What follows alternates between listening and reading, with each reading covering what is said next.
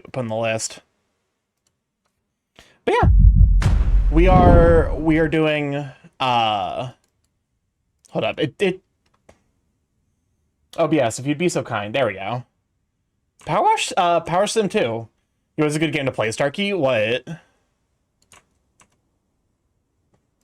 Also, I had to pause my own stream because I have to have my own stream up for logistical stuff. Tales of the Abyss, do it. I've heard good things about Tales of the games. I'll be honest with you, I am not a RPG player at all. That I struggle with that genre just because I find it so like uncompelling in terms of gameplay. Also, welcome to Cyberventure. Glad to be Sweet Bean. You can pet the cats. Can I? Can I? Okay, you can't spray the cats. I mean, you kind of can.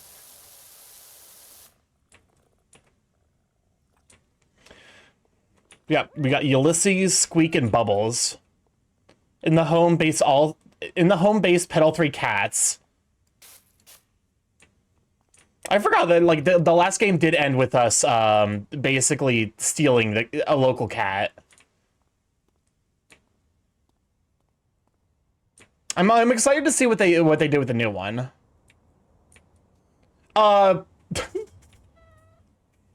Examine an item on Harper's pinboard. Aliens are big tech. For the citizens of Caldera County, things got real weird real quick when the local volcano Mount Rushless suddenly lurched out of dormancy. UFOs were spotted flying out of the volcano's caldera. Cats went missing en masse, and an ancient civilization was mysteriously unearthed on their doorstep. But some are theorizing that the whole thing might actually be due to the tech startups of Sponge Valley, even the UFOs themselves. Personally, the weakest Tales of game is Legendia. That's just an opinion, though, and I do see how it might, for people enjoying that one. Wait, Powerwash has a story? Yeah, it has a lot of story, surprisingly enough. The Canadian, the town with no cats, Muckingham population 121,354, cat population 0. That was the situation the sleepy seaside town of Muckingham found itself in when for 3 long weeks it became one of the oddest places on Earth. But yeah, no, like in the previous game, the mayor of Muckingham was trying to mine some ancient alien tech, and someone had to come back from the future to be like, hey, we need you to stop the mayor from unearthing ancient technology that he'll use to take over the world. And I wish I was joking, but that honest to God is what happens. The Muckingham Herald, focal point, enigmatic man of mystery, Blake Thrust. With the dust having literally settled from Mount Rushless, brief and inexplicable foray out of dormancy, one lingering question remains. Who was Blake Thrust? What did the genius maverick want in the volcano? Did he mean to destabilize it? Why did he allow Thrust Industries to be taken away from him? Unfortunately, we may never know. I gotta say, Thrust Industries is definitely like...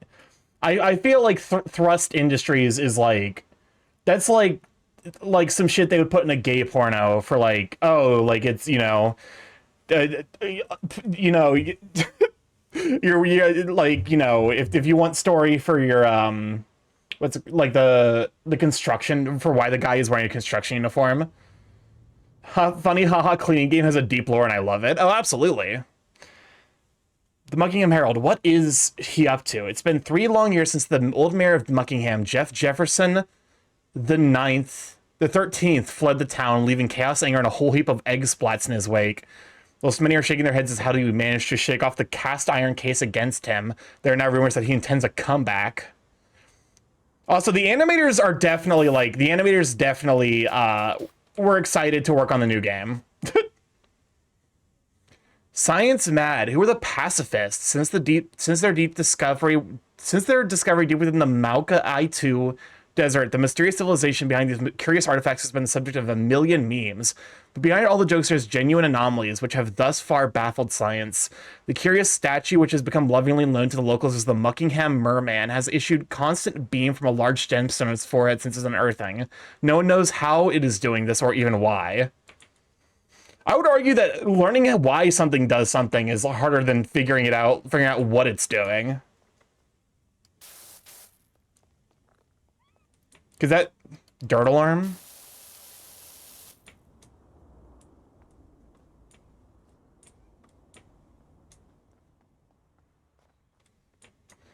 Oh, shit me. Wait, there's an actual, like, honest-to-God open world? Why did the game need this? Can I oh, no, damn it. I can't walk in the street. How far out can I... Okay, yeah, that makes sense. That checks out. But yeah, the reason why everything is always so fucking dirty is because we live near an active volcano. Washing liquid.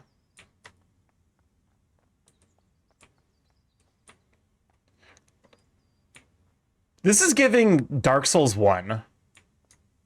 If you play Dark Souls 1, you know what I'm talking about. Like there would be a fucking there'd be the floor wiki right here, and it would just be calling you a fatty. Fucking Dark Souls 1 ass, like, you know, invisible wall. Where am I? Removals van. Okay.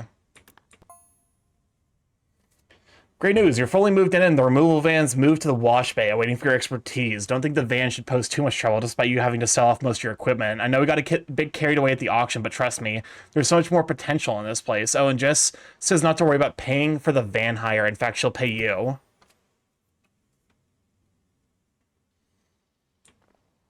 I'm surprised there's no curse songs. Yeah, to be fair, I don't feel like many people have put any curse songs in, so... Also, apparently each of these levels has a hidden gnome. I think that was true for the first game. I don't know what the like... I know the one learned by the sweet siren call of power washing. You'll learn they always do dirt is eternal. I mean, you say that, but it is extremely satisfying.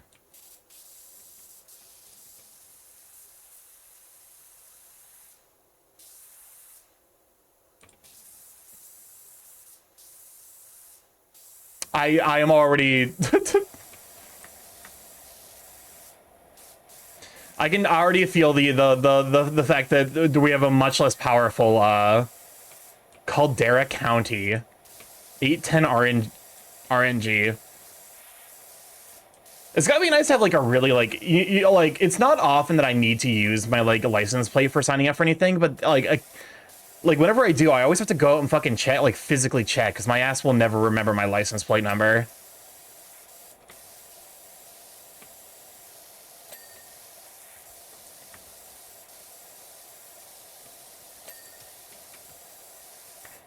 I'm not about to shell out for a fucking custom license plate either. Not in today's economy. But yeah, hopefully everyone's week's been going well. Welcome on in, Poor King. Glad to have you, Sweet Bean. I should if I knew your license plate number. Of all of the people in chat, I think you're the most likely to know my license plate number. I remember only using a power washer once, but it really was that weirdly satisfying to use IRL. It's because it's just like, you just point it at a thing and then it fucking like, it just obliterates everything that isn't what's supposed to be there.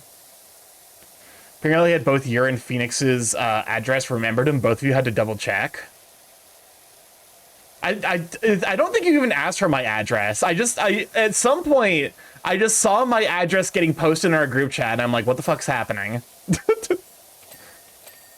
I'm pretty sure you signed up. You signed up for Gen Con stuff, and then you're like, wait, I should probably tell Starky that I'm gonna send the fucking Gen Con badge to his place.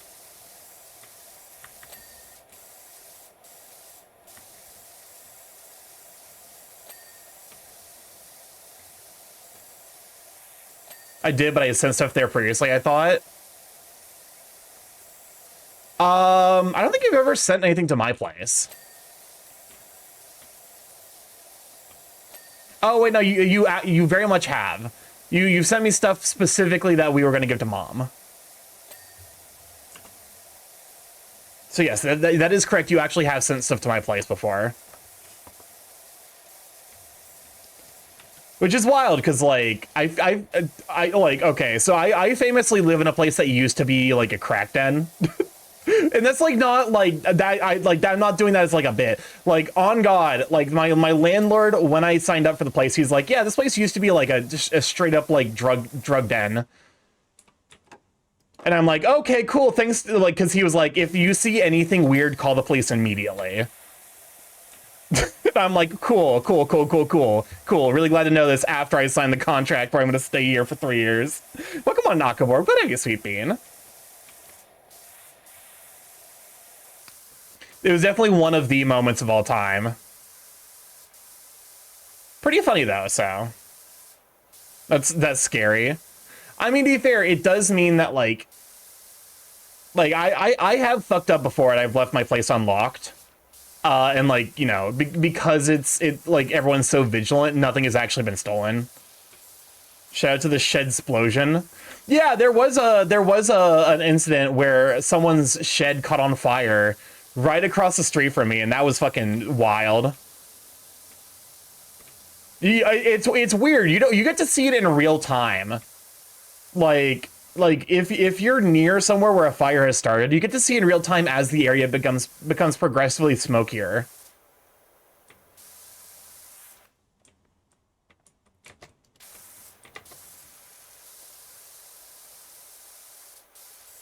The funny thing was, like, I ended up I was like, because, like, you know, it's like the area where I live in is basically like a cul-de-sac. There's no outlet. Like, you know, it's specifically, there's like one way you can get into it and one way you can get out. Hi from Foix. I cannot see the stream because bad service, but hi Chaos. Hi Chaos. Hopefully you have a good time at Foix. Hopefully you get to spend some good time with the lock, and you get to be cute and gay. Or I guess in Locke's case, cute and pan. Kasai has 21 cards in our Uno game. Just kill him already, my god. But, you know, so the police arrived and basically blocked off the entire intersection. I had to have a friend drive over to pick me up because, like, I was not going to be able to easily get my car out of there. Which, like, I'm like, you know, it's very, very, like, that's a first world problem of all of the first world problems. Nah, I'd win. You know what? I respect to not going down without a fight.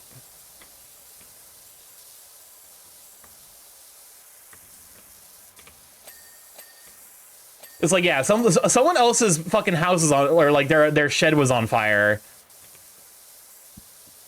The thing is, like, I don't even know. I don't think I ever heard about, like, why the fire started. From the wreckage I saw, it was like they were keeping a forklift or something in there, which was weird. It was like some kind of piece of, like, heavy machinery. So presumably some, like, gas got lit on fire or something. This is the only thing I can really think of.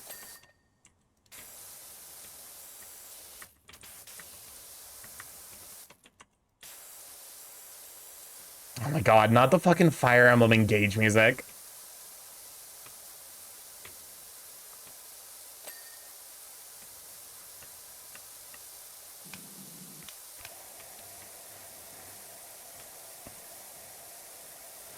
Zeph, that is not an invitation to put in more Fire Emblem Engage music.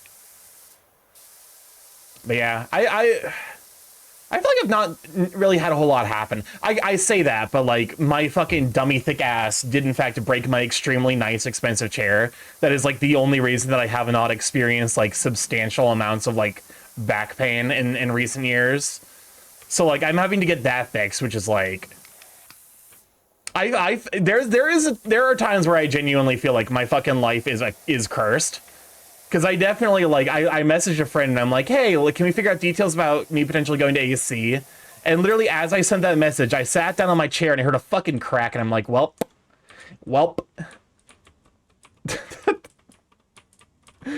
It's like, I simultaneously, I'm deeply annoyed and also, like, can't even be mad because it's just so fucking ridiculous.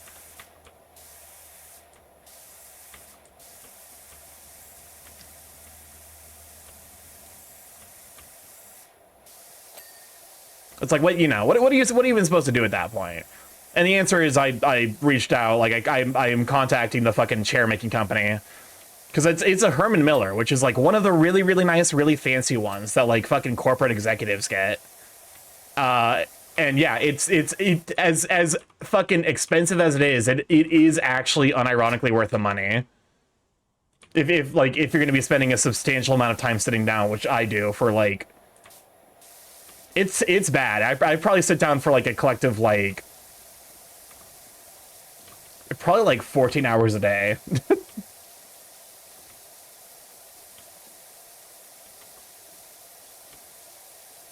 This is gonna be big whiplash. Big Whaplash is definitely a very different type of energy. Welcome on, Cornflake Girl. Good to have you, Sweet Bean.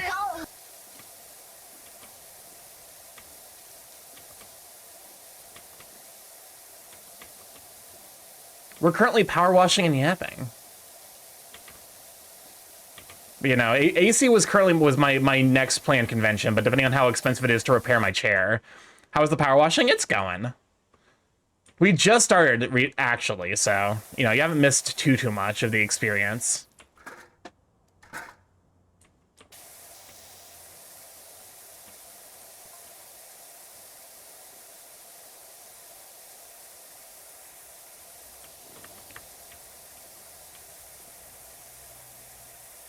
I have one card left, cost size 17. I've never heard so much of the Engage song. It's not, I'm gonna be honest with you. I feel like Fire Emblem Engage, like the best word for the entire experience was just tacky.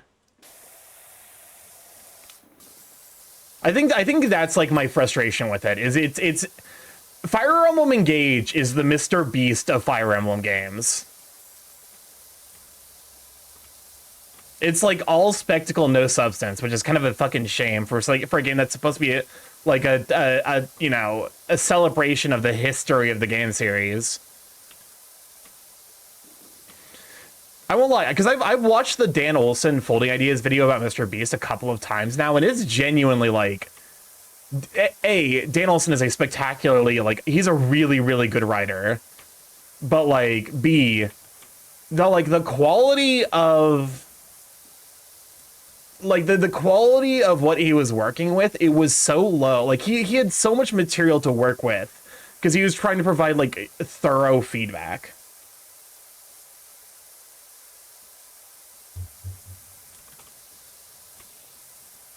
The spectacle was pretty good, though. I personally, to be fair, I'm not someone who's traditionally sold on spectacle. So, like, you know, for me, it's like, I'm like, well, there's just nothing here. I'm starting to abandon Google. My password for Twitch was the war crime.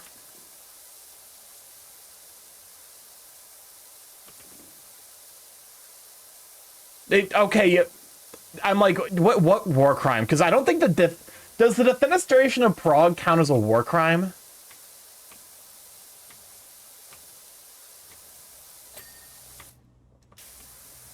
They technically weren't at war, so that was just like a regular crime.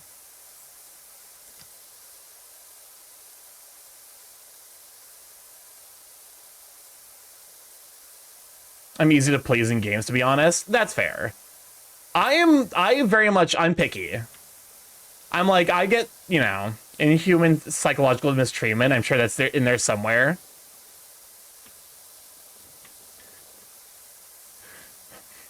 I'm very, like, picky in particular with the games that I spend time playing. So, like, you know, I recognize that about myself, which is why I'm like, you know, to be fair, I think that's kind of why I'm like RPGs or whatever, is because, like, I would rather have a game that is like, that makes use of the gameplay as part of the storytelling, but is shorter, than a game where, like, the storytelling and gameplay are, like, kind of quarantined off from each other. And I think that's, to be fair, like, another reason why I particularly fucking hated Engage.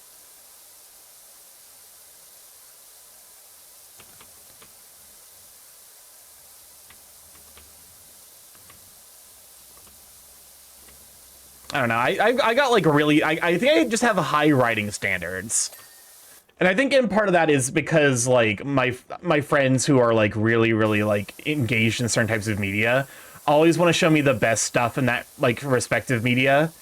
So like I don't watch a lot of movies, but I've watched a lot of really good movies. I'm trying to think of like a movie I've watched even somewhat like semi-recently. I guess like the most mediocre movie I've watched recently was like Klaus. The fucking, like, the liar revealed Christmas thing. This reminded me of that CIA used vampires. Reminded me that the CIA used vampires to usurp control of a country. The fuck?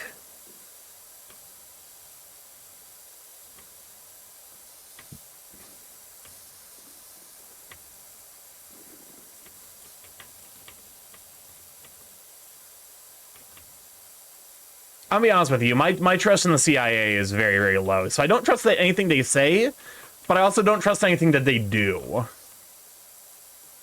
As an organization, it's like, I don't know. It's proven to be demonstrably inconsistent in terms of, like, the actual value that it affords the populace. But, like, who am I? Definitely not someone who's about to be murdered by the CIA. Apropos of nothing, I have no suicidal tendencies.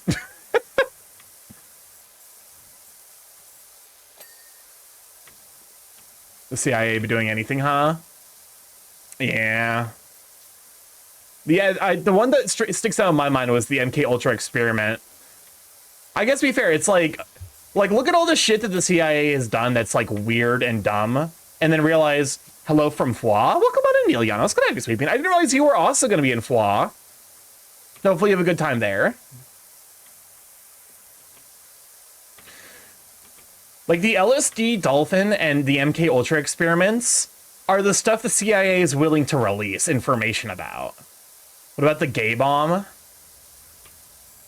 I thought that was, like, a bit, but, like, now that I'm really thinking about it, that's not outside of the realm of, like, shit the CIA would try to do. I've been clinging to Who and PJ mostly. That's fair. If, I know that, Chaos and Locke are also at Foix, so you've got other connections there. That was an actual thing they planned on doing. Is this the chemical? Did the CIA find the chemicals that they put in the water that turn the friggin' frogs gay?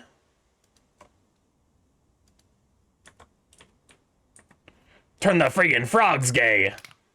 Do you understand that? Gay frogs, friggin' frogs.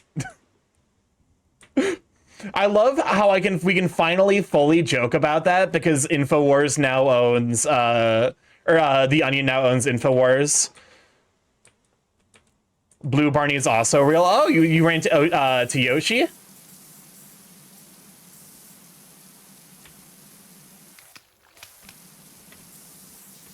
Well, come on, Mulk. What are you, sweet bean?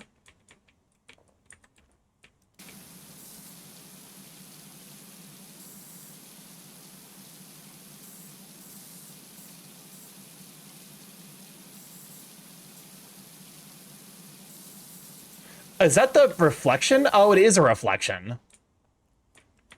I that sounded like a Nekomar yelling about frogs. These friggin' frogs are making me shit my pants!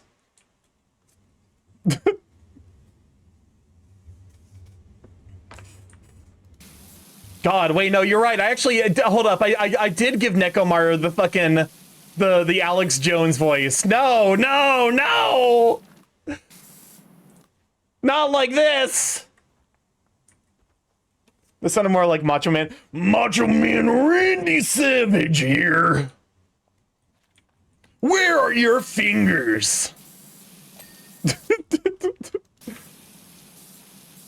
Vsauce. Randy Savage here. Thank you, Akabo, for the 3 stream streak. Your finger Starkey. We've been over this. It is ill-advised to eat any part of me. I will consume you from the inside out and use you like a free fursuit. It was Cold War, spread stories about vampires, killed some locals, staging them to appear to have been drunk. Pretty sure they used speakers to blast vampires screaming threats too. If we ever establish like a like actually positive global environment, I feel like we need to go through the frankly ridiculous shit that happened in the Cold War with a fucking like there's got to be so many dumb stories. It no longer appears on Wikipedia, so there's that. Would I be aware after you've turned me into a skin suit? Probably.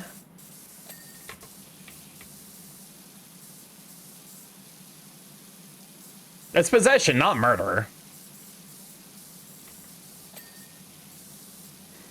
It also started in a laboratory in fucking Ohio. Why is it always Ohio? Maybe that's why Ohio is like the fucking like it's the inescapable labyrinth from the end of Uzumaki. Maybe that's why. Excuse me, what am I supposed to be washing now? Gozaimasu. No, not Uzumaki gozaimasu.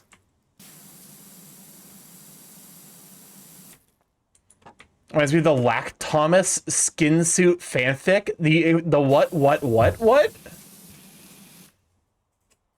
Ohio gozaimasu. Shut the fuck up. Go to jail. Wait, what about the gorillas? No, not gorilla. Gorilla. Cargo hold well wheel. Gomeno, sorry. Itadaki mas comido.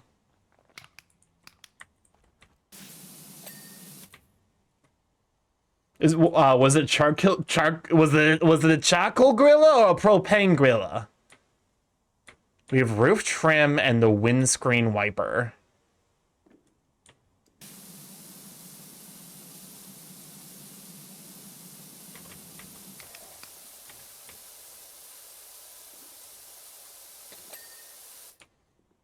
Welcome on Synctival, glad to have you, Sweeping. Welcome on Fatal Calamities, glad to have you too.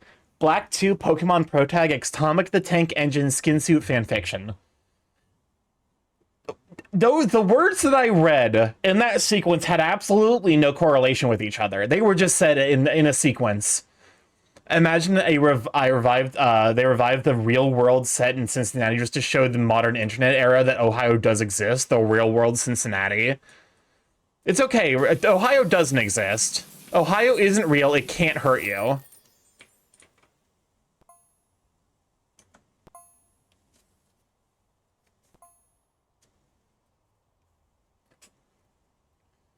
We find the power washing final boss? No, we're just getting started. We're getting started on our shonen battle power washing anime. Well, we got $20. All right. But also, what the fuck is the real world? If it's not real, why do they keep dropping the anime in the name? I lost. Rest in peace. Oh, this is how you select old missions. I see. All stories about skin suits are, probably one of the worst was My Life as a Teenage Robot. That story did canonically have a skin suit, didn't it? I was saving a +4. Well, good job saving it. It lost you the game. Welcome to the town of Detergento, where the past meets the future to manifest a present that we can all live with. Actually, what can I buy now? An increased head surface for surface cleaner that covers more area than the standard head. Excuse me, am I pulling out the, like... This looks like one of those, what's it called? Like, the metal detectors. It's like a metal detector head. God damn. Yo, there's some pricey shit going on here. Light duty, light duty. They said duty.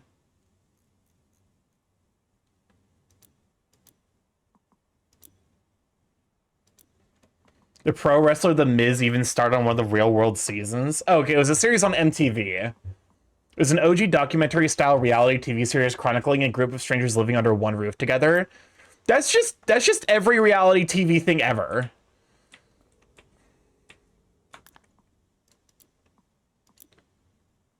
Okay, so I currently am using the Prime Vista 1500. Adaptable nozzle. Turbo nozzle. Long extension. Extra long extension. There's an anime called Reborn. It's a vending machine. Now I wander the dungeon and no one tries to have sex with a vending machine. What are we even doing here? Welcome on, Brianna. Glad you're sweeping.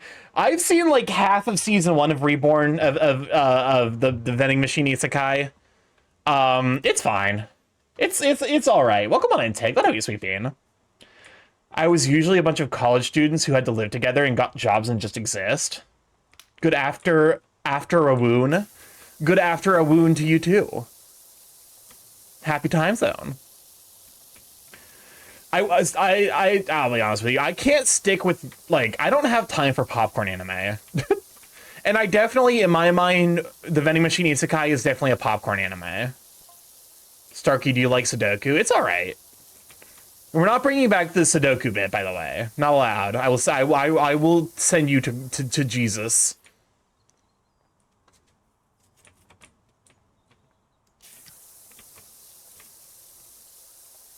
Okay. This is gonna be a bit. Knee howdy. To be fair, I have been getting those. I've been getting those fucking those like shorts videos of the extremely aggressively American Asian guy. He's like, knee howdy. Now what can I get you? he pulls out the fucking harmonica and just starts blaring into it. To be fair, those videos are always fucking hysterical. They're so goddamn funny and well edited. And I think it's unironically the same group of people who do the Asian guy who beats the fuck out of you and then opens a pack of Pokemon cards on your corpse. Also, welcome on Matthias. Glad to have you, Sweet Bean. I'm trying to solve this Sudoku with 0 starting numbers. You can just solve that any way. There's like an infinite number of ways you can solve that. Just start placing numbers. It's so good. I do love those. I wish they would pop up more in my timeline, but like also I use YouTube Shorts instead of fucking TikTok because we live in a fucking nightmare apocalypse world where where TikTok is actually somehow worse than YouTube Shorts. And we're not fucking talking about Instagram Reels. Instagram Reels is the fucking, like, it is actually the 4chan of short-form video content websites. It's a thermal Sudoku where it's a thermometer that dictates what cells are greater in value than others. Okay. While you all were playing Sudoku, I was playing Kudosu on the hardest difficulty. Get on my level, gamers. Kudos? I've never heard of Kudos. Thank you. And it's like video for fucking blocking up the queue.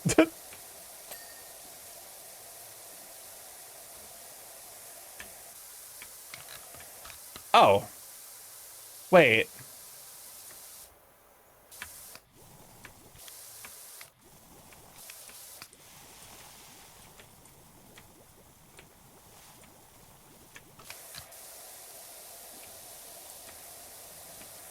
Wait, do I not have to buy soaps anymore? I won't lie, buying soaps was one of the major things where I was like, why do I need to do that? Okay, Q is to highlight the dirts. Welcome on, Meaty. Go ahead, Sweet Bean.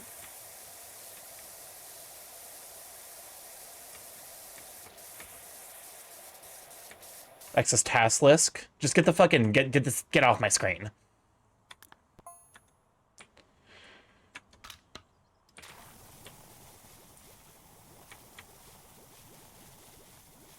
First, I figured that 1s can't be on stems because the bulbs have to be less than, and 9 can't be on the bulb, vice versa. Oh, I think I've seen what you're talking about. I think I've seen those.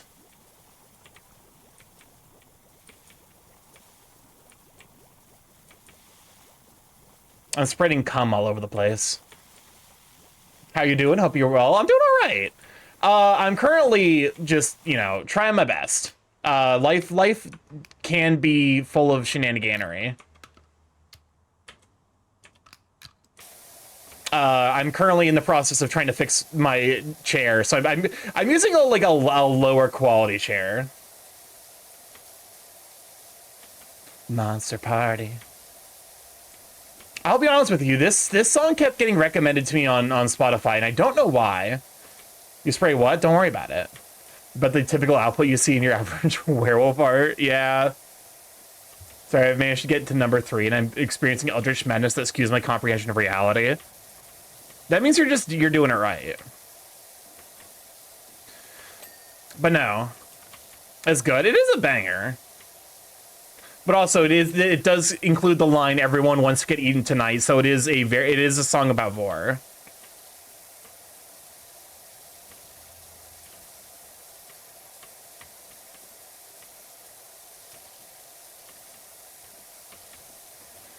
Wait, does this thing have like multiple stages? Surprise?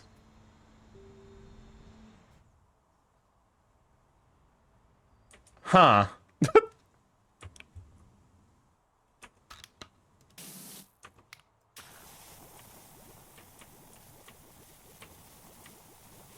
Oh, she won myself as well.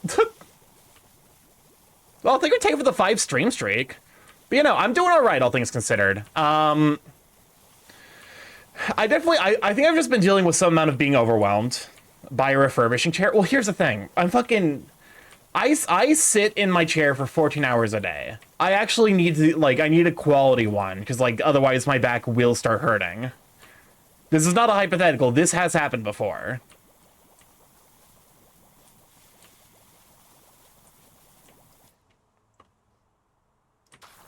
But it looks like I do have like some amount of spray. I guess I should probably be saving that for like the stuff that's harder to clean.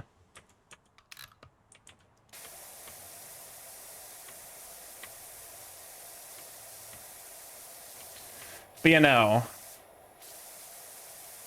I've just been like trying my best to keep up with life.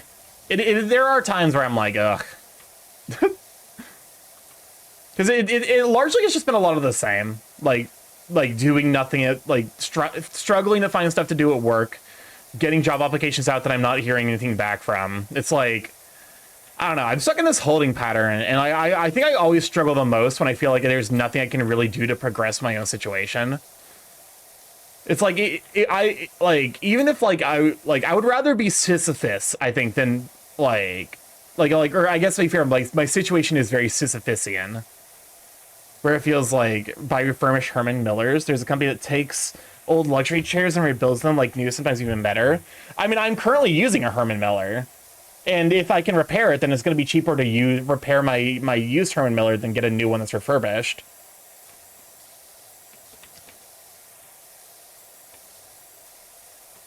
This feels like a song I would hear at my local Hop Hop place.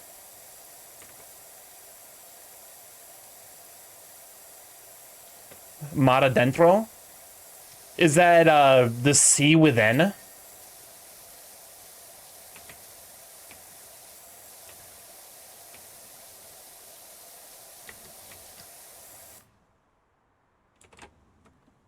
I do appreciate the advice, but like, yeah, this is one of those things where it's like I just have to like I'm talking with a representative from Herman Miller to see if I can get a replacement part. Admittedly, the other thing I have to do is I have to get the correct wrenches.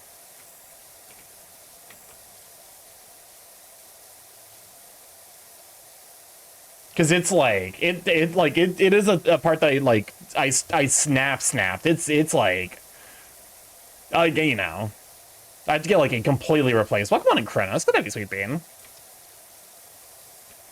My dummy thick ass, apparently. Chat, I promise you, being dummy thick is a curse. It's not worth it.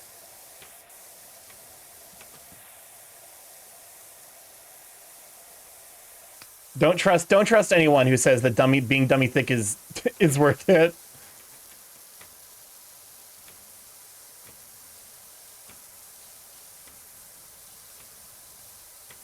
You thick? I mean, 6'8", 350 pounds, somewhere around that range. A curse in disguise. It's very much not in disguise. It's pretty obvious. Starky's lying to you all. Yeah, cursed big time. Welcome on the Magic Guy. Glad to have you, Sweet Bean. I forget what time my dental appointment was and missed it. At least they rescheduled it for later. Oh, damn. I mean, it's one of those things where it's like, I think if we were in like a better economy, it wouldn't be that big of a deal. But like, I don't know. I feel like I need a fucking like army of people just to take care of myself sometimes. The beginnings of my anime harem main character arc. I joke about that, but I actually did have a friend who apparently like was experiencing what it was like to be an anime main character, and he was fucking struggling the entire time.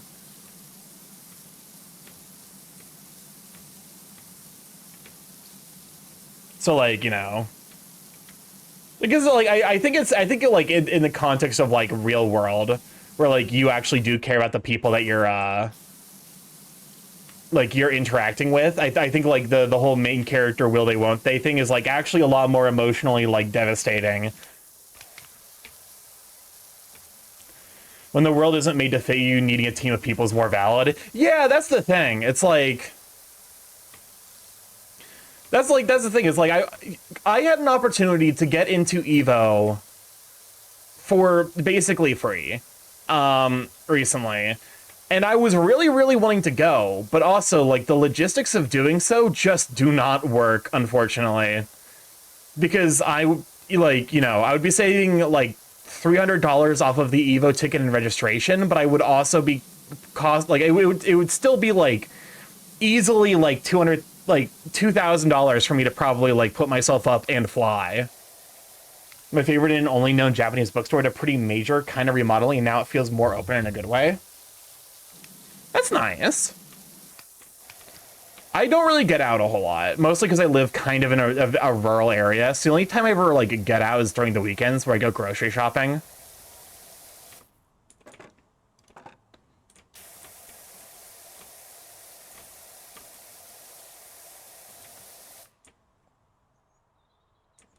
I love bitmaps. Bitmaps are so cool and definitely not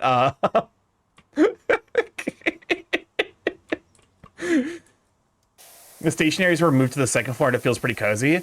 I unironically, like, I'm not even a stationary person, but there are times I look at Japanese stationery and I'm like, that would be nice to have.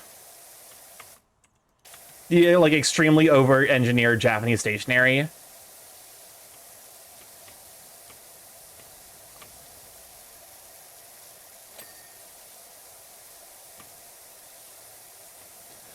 Because it's just like it honestly a lot of it reminds me of almost like STEM toys. I'm lucky to be city based, but I have I've had a realization I'm almost never get out besides obligations and groceries. To be fair, I think it's also in part due to the economy, where it's expensive to fucking do anything that isn't like absolutely required of you. Because it's like the long since have we experienced the death of third spaces.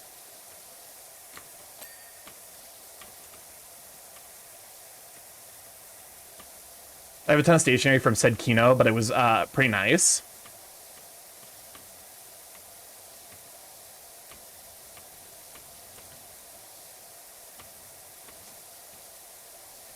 But no, I mean, the big thing is, like, I'm not even necessarily someone who wants to get out a lot. But, like, I guess it would just be nice for me to have, like, a couple of people that I feel comfortable hanging out with for, like, you know, like, a few times a week. I guess to some degree that's kind of what I've done with stream. Where I'm like, this is my social outlet because I don't get out otherwise.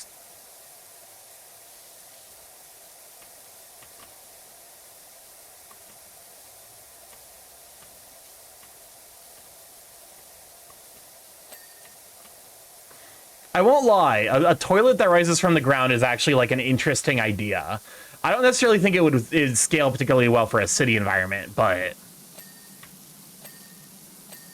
also now I'm thinking about the logistics of like having a toilet that moves compared to like a stationary pipe system does seem like a huge fucking pain in the ass. No pun intended.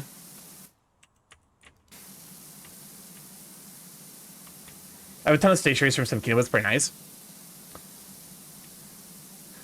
So I'm like, what if I got out, what would I do? And the answer is not a whole lot. I think that's like the sad part. Is like even if I had like, you know, I guess to be fair, like most of my social activity nowadays is driven by like friends and stuff.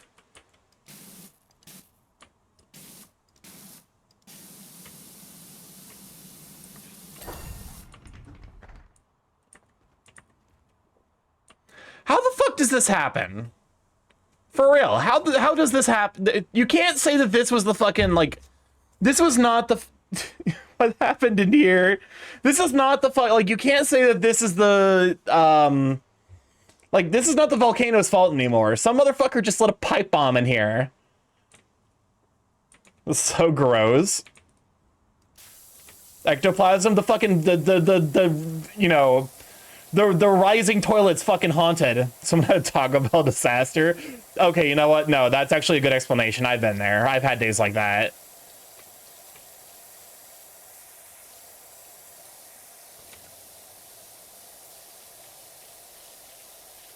Imagine getting stuck in here, though. Like, it just, like, descends down into the bowels of the earth, and people are just fucking walking on top of you as you're stuck in the shitter. We're rats. We're the rats. It's a pipe bomb. Yay. Pipe bomb, yeah! I've never had a day like this.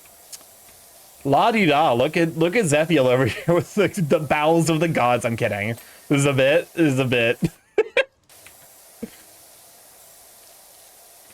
To be fair, I don't necessarily know if it's because, like, I always heard, like, the stereotype about, like, Chipotle also causing stuff like this, and I've never had that happen to me.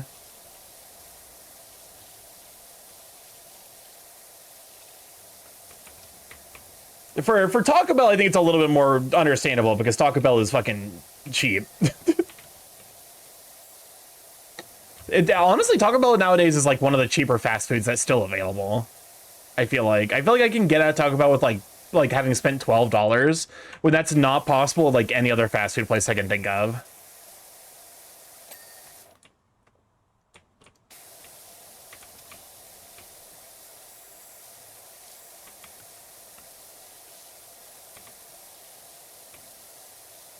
Neither Taco Bell or Chipotle ever have done anything to my stomach, honestly. I've had some bad instances with Taco Bell, but, like, Chipotle has never been that bad.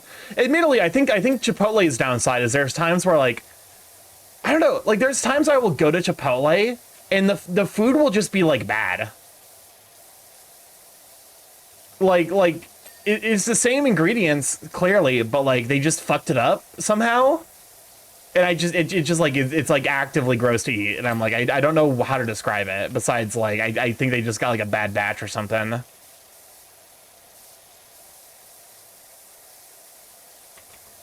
My mom said a while back she thought Taco Bell tasted like dog food.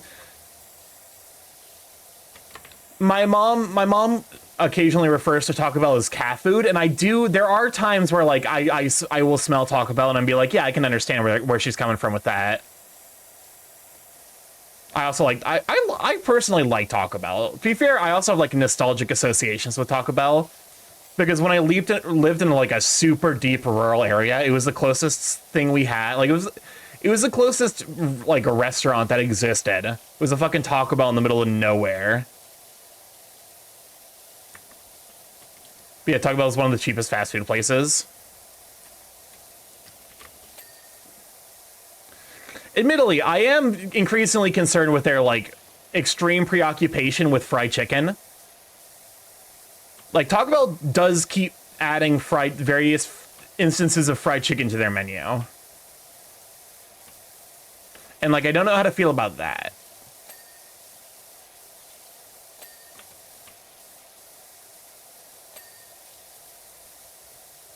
That reminded me is a chicken girly. To be fair, I've had the fried chicken at Taco Bell, and it's unironically pretty good. But also, they keep doing it. And I don't know what that says about, like, us as a society. I would rather get Taco Bell chicken. I would rather get Taco Bell's fried chicken than KFC chicken. And I don't know what that says about us as a society. But I feel like it's, like, a sign of, like, you know, like, imminent fucking decline. Welcome on in, Braun. Glad to have you, Sweet Bean. How you doing, Buddy Borb? I'm doing alright. Admittedly, I am hungry. I won't lie. I forgot that I was supposed to start streaming early today. My goober ass was like, "Yeah, I'm gonna practice a little bit with Rivals of Aether because I'm gonna hopefully be in a tournament sometime soonish. So I'm getting some practice in, so I don't fucking immediately, like, like look like a fucking dumpster fire on the battlefield next time. But like, you know, I was like, oh yeah, like I can play a couple of games of Rivals Ether, and then someone's like I got a message like, yeah, what time did you want us to pick you up? And I'm like, shit, it's fucking 5 o'clock already. I thought you were gonna say Western Decay or something like that. I mean, the interesting thing is like, there is a political streamer that I you know, I don't in general interact with that like side of the internet. The guy's name is Atrioc, and while I don't agree with everything he has to say, he has like a rock solid reasoning. And he actually recently did a visit to China, and it sounds like for all of the problems of America, China also is like pretty bad. Although it does sound like there is like some amount of it is a result of like certain things that we associate with China here in the States are like propaganda. I want to try Rivals Ether for that hot shark guy they added. I mean, they just buffed the fuck out of him. So like, if you want to learn how to play Slade, now's the time.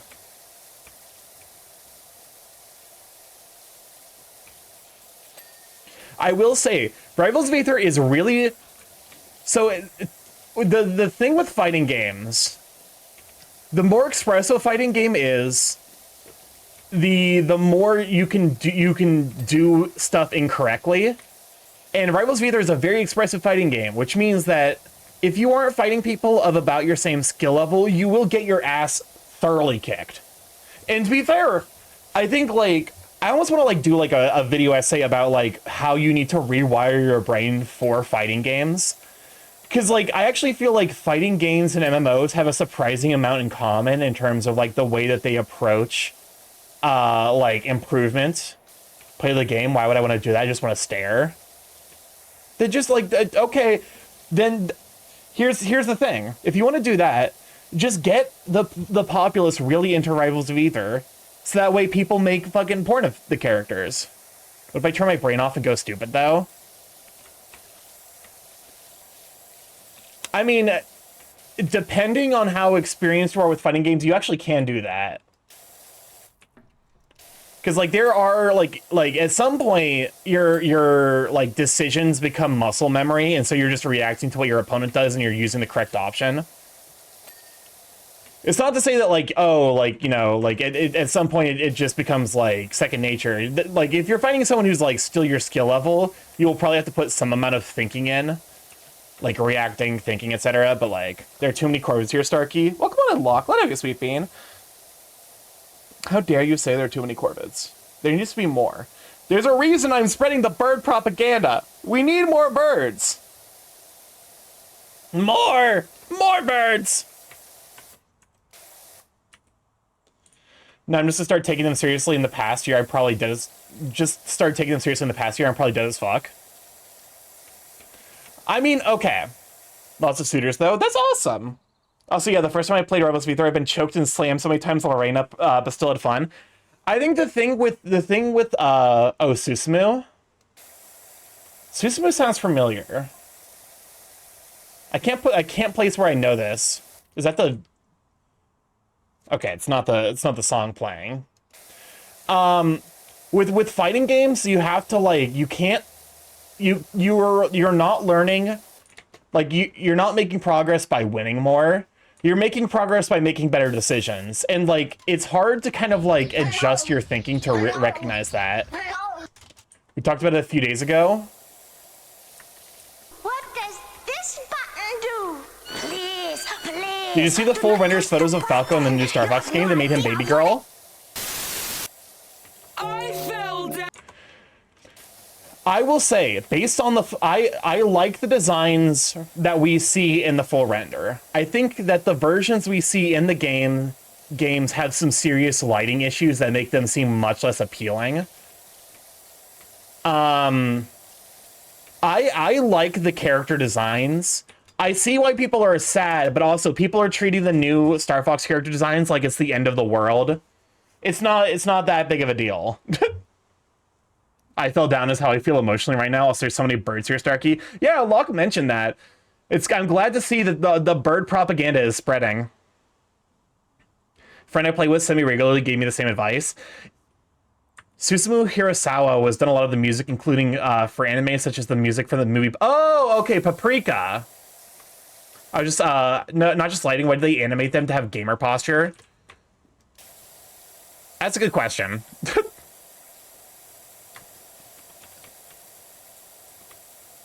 But like, what was I thinking? When it comes to fighting games, like you have to like, I think the thing that people don't realize, like taking a stock off of a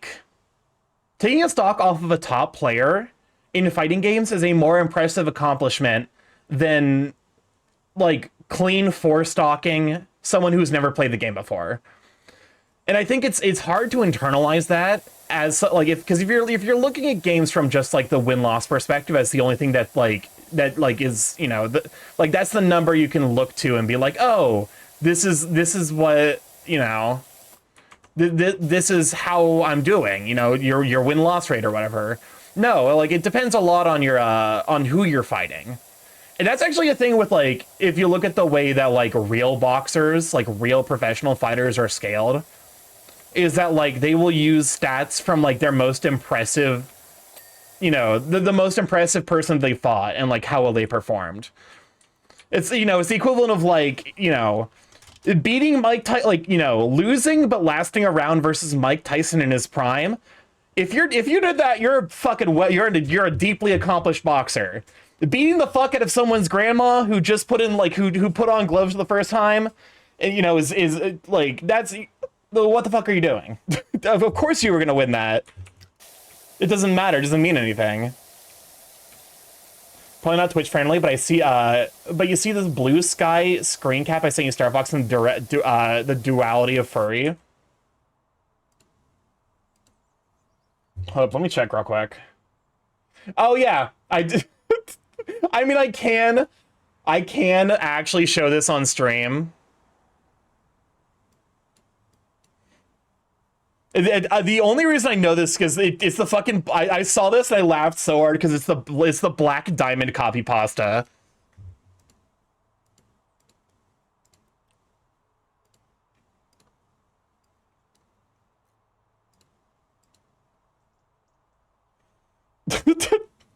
I can't believe they made the Star Fox cast unfuckable.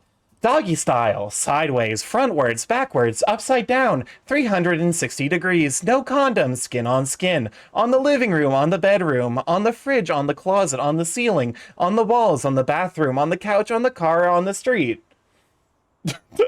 I saw that and I'm like, I'm just fucking laughing my ass off. I don't hate the new designs. I think they have issues with the way that the characters are presented in the game, but like the base design and the official renders are clearly really good.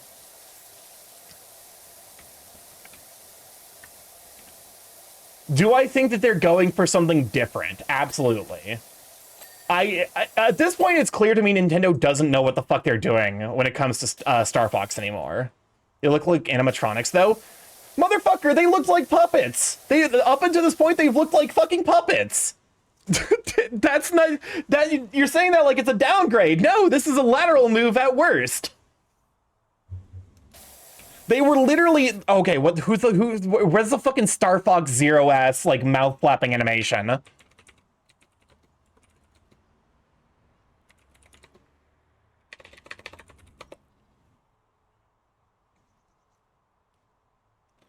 It looked like they were directed by Michael Bay, but less cocaine.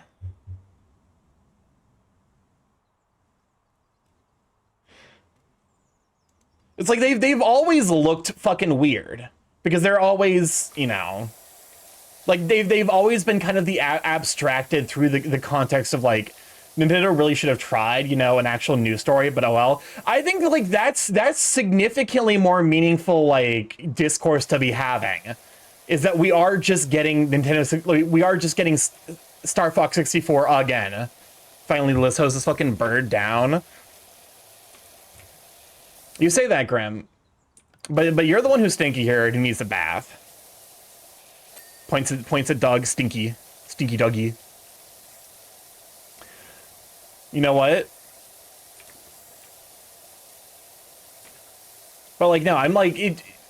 of all of the critique to have about the new Star Fox game, I feel like complaining about the redesigns is like you're the only miss who's PPI sippy, if you know what I mean. Oh, this is wow. Thank you, Kronos, for the well-timed hydration. How about we just hose you both down? Honestly, a fair sequence of things to do. I respect that.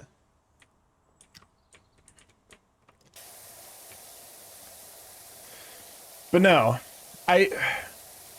like, the designs are fine. I think that there's gonna be some fine tuning they need to do in the games to make it look less bad. I think what threw people off is that they showed his intro in Super Mario Galaxy, which is really good redesign. So going for that to more Hollywood look as Whiplash. Yeah, I think that's definitely part of it. Is that like people really liked the new redesign of Star Fox in the Mario movie. And like that's, you know, that's entirely valid. But like, you know, to be honest with you, I do wonder how much of that is like Illumination Pictures took liberties with how Star Fox was designed to work better in animation, or like, because like I said, up until this point, Star Fox's animation styles have been very clearly inspired by animatronics and puppets. So like, you know, when they're moving towards something that has to work alongside Mario and Peach in the Mario movie, it becomes a lot more like, you know, it becomes a lot more understandable. Like, okay, they have to actually make some changes. But they showed the clip and then the game, it was a bad. Oh no, yeah, the fact that they showed the clip from the movie and then showed the redesign, it was like, what the fuck were they thinking? Like that one's actually like, yeah, like you fucked this one up very, very severely. And how much of the game was finalized before the movie was released? Again, okay. So I for what it's worth, I think the animation and the fact that you can, like, it's basically like baby's first VTuber is genuinely cool. I think that if the new Star Fox game does well, it'll actually have really positive knock-on effects for the VTuber community. But also, they're like, I think it's one of those things where it's like you have to give actionable feedback with criticism. This like, oh, they're unfuckable. Actually, you know what? You know what I think is actually like I think it perfectly differentiates like the people who are like, based on how people are reacting to the current Star Fox designs, is the differentiation point between a furry and a monster fucker. And I can point to a like ancillary piece of media that like I think is like kind of the same energy. The way Blythe is in Elden Ring versus the way that he gets drawn sometimes by the furry community. Blythe in Elden Ring, you need to be a monster fucker to want to fuck. Like he's got a real fucked up snoot. Like he's got scars all over the place. He's like very clearly animalistic and bestial. He is clearly monster fucker energy. Blythe, as the furry community has drawn him, is a furry. He's an anthropomorphic human. Like, that's not, you know? And I feel like the same thing is taking place with Star Fox, where, like, the new designs are very monster fuckery, where people are like, oh, yeah, no, I'd still completely, I'm down to clown. But, like, you get the people who are, like, you know, who are like, oh, they're a furry, but they're not a monster fucker. And for them, like, the designs are bad. It's the modern Nintendo, so I just shrug at this new Star Fox content. I was thinking the biggest thing is them testing the waters if people will play Star Fox or not with the new style. There's a reason it took however long since the previous Star Fox for the new one. I think if they're gonna do that, I think they need to give the new, like, okay.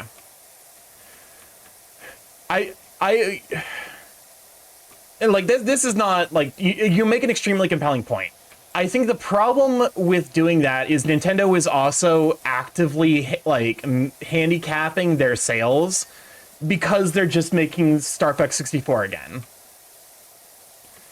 Like they are intrinsically limiting their audience to just new people who have not experienced the Star Fox series, Because why the fuck would a veteran player play it when it's the same game they played like 4 different times?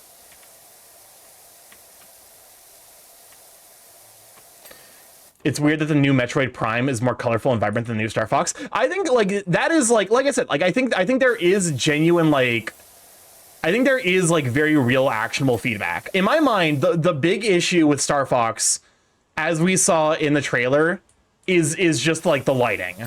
It's the lighting and the posing. I think if they fix those 2 things, I think reasonably they'll like. I think it's a good look. I genuinely do like the new designs. I just think they've done an actively bad job showing them to us.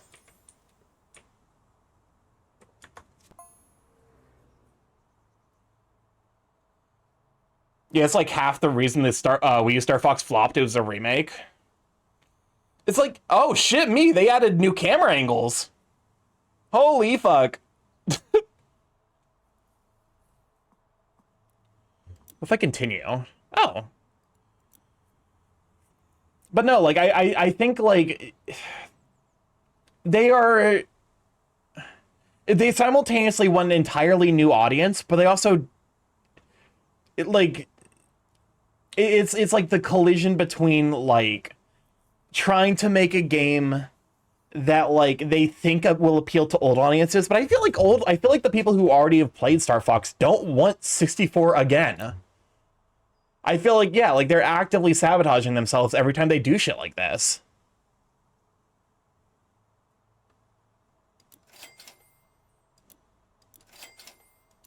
Oh, I can unbuy things? Interesting.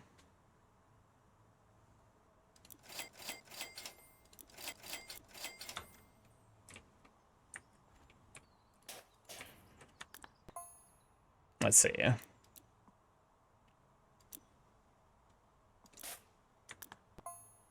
Which is sad because they dedicated that game to Iwata.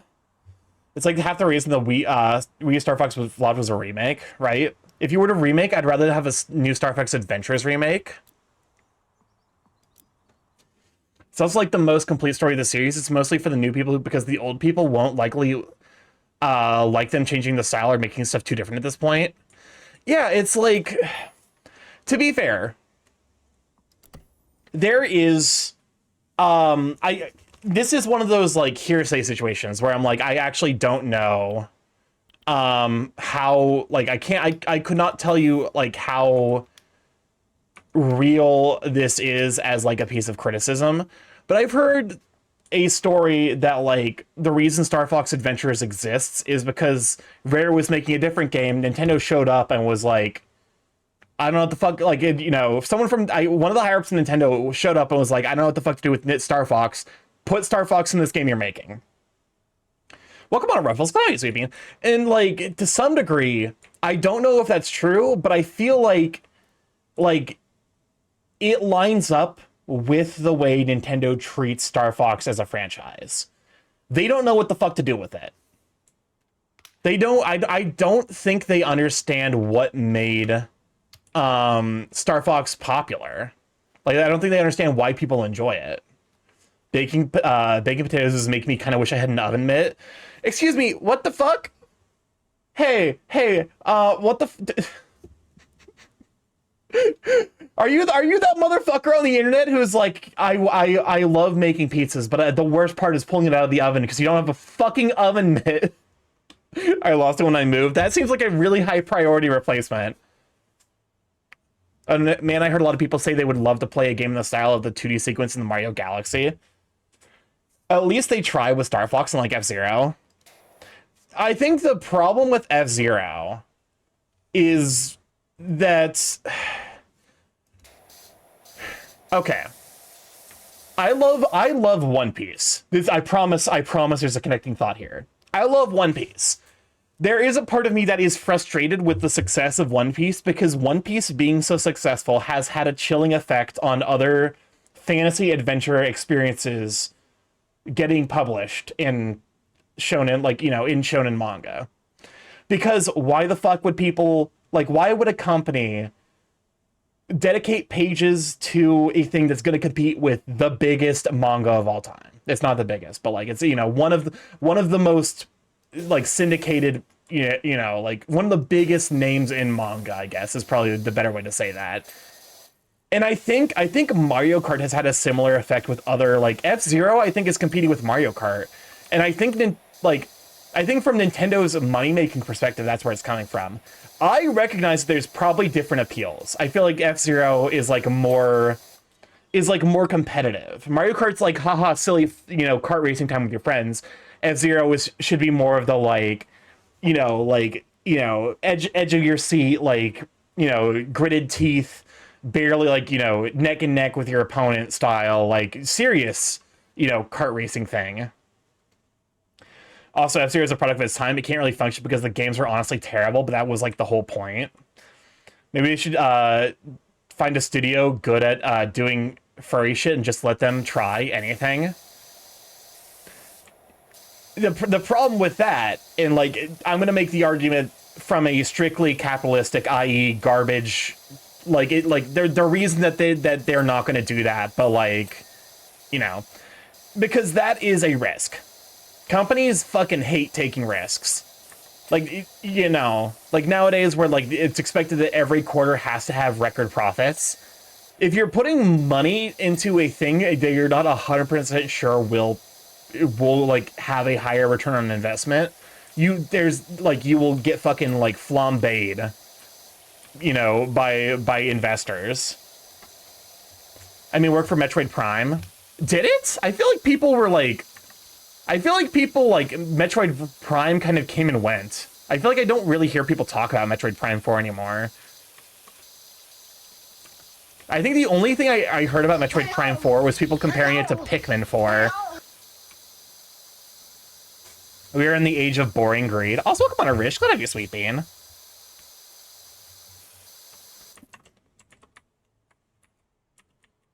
Because, I think that there is, I've been so tired all day. Honestly, I'm sorry to hear that, but also fucking mood. Never said 4. Metroid Prime is like the Bayonetta 3 of Metroid, I've heard. I never said 4. Okay, but you have to remember, Metroid Prime 1 came out more than a decade and a half ago. The original Metroid Prime was a GameCube game. The original Metroid Prime is closing in on 20 fucking years old. Back when companies actually had to fucking innovate or die. Before we've landed in this monopolistic, don't spend any more money, the risk adverse system of capital that we've hit upon.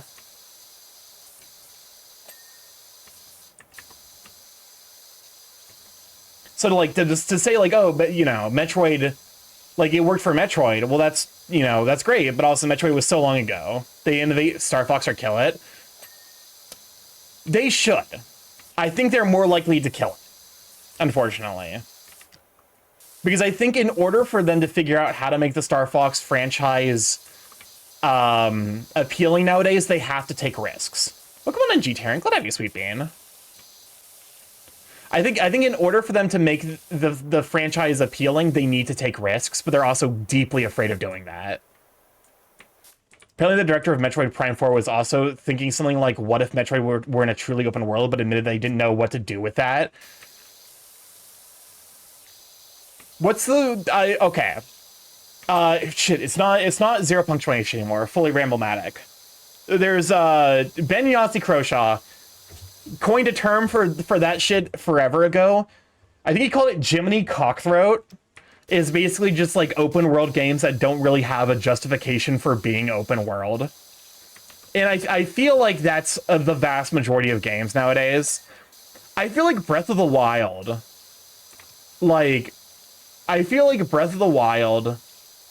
did well with its open world, but I also feel like it was designed with the open world in mind, and it was also designed kind of with the knowledge that people were going to break it.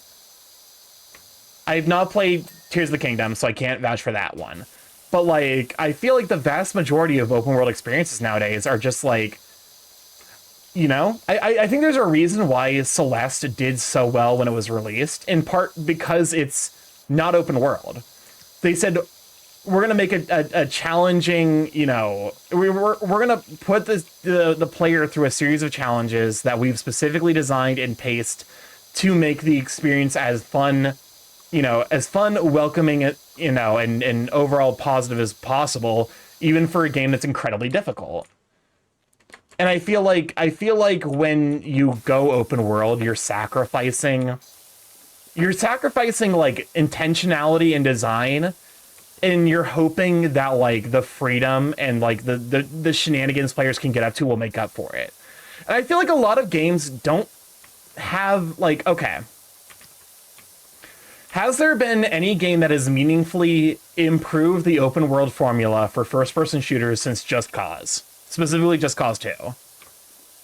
I feel like Just Cause 2 was like the last, like Just Cause 2, and I guess to be fair, what was the Saints Row 4. Like those were the last games I could think of where like they actually did something interesting with the open world.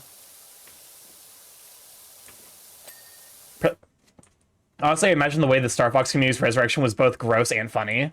Not really. It's because it's like it like open world has gone from being this thing, like it's gone from being like a gameplay design element to like the base design document. And they like, it's like, you know, it's like what fucking, you know, it'd be like, okay, you know, it'd be like building a fucking, like imagine if Hades had jumping in it. Imagine they put fucking jumping in Hades because Mario is popular and they have to have jumping because jumping is an expected gameplay mechanic. What the fuck is the point of that? I feel like open worlds have the same thing where it's like, it's just like the starting point without any critical thought about like what it means for a game to be open world and appealing. So I went and looked it up. Apparently they made an F-Zero Battle Royale type game on the Switch. I have not heard of this, so I won't feel like that feels appropriate. As someone who likes open worlds, there's no improvement to the formula. The vast and open world of trees and more trees. Me, when do you see any cool cities filled with people? Game, fuck you, we have trees. Don't forget the open worlds are super fucking empty most of the time. It's like, okay, yeah, what the fuck is the point of an open world if I'm not actually gonna find or do anything interesting while traveling it? You've just created a more elaborate, less compelling loading screen. What's the fucking point of any of this? I've not heard of it, so I won't lie. That feels appropriate. Okay. So I was trying to figure out what you meant, but that makes sense. But like, it's, you know, it's like, okay. You know what game actually could, you know what game I think has like the mechanical complexity to meaningfully have an open world? I was about to say Ultra Kill, but then I'm thinking about it, I'm like, Ultra Kill would be significantly bad if it was an open world. Like, it would be a significant detriment to the game's quality. I'm like, because you have the cyber grind already, which is just all of the interesting parts, but like randomized. Like, if you're looking for infinite content, the cyber grind's right there. I'm like, okay.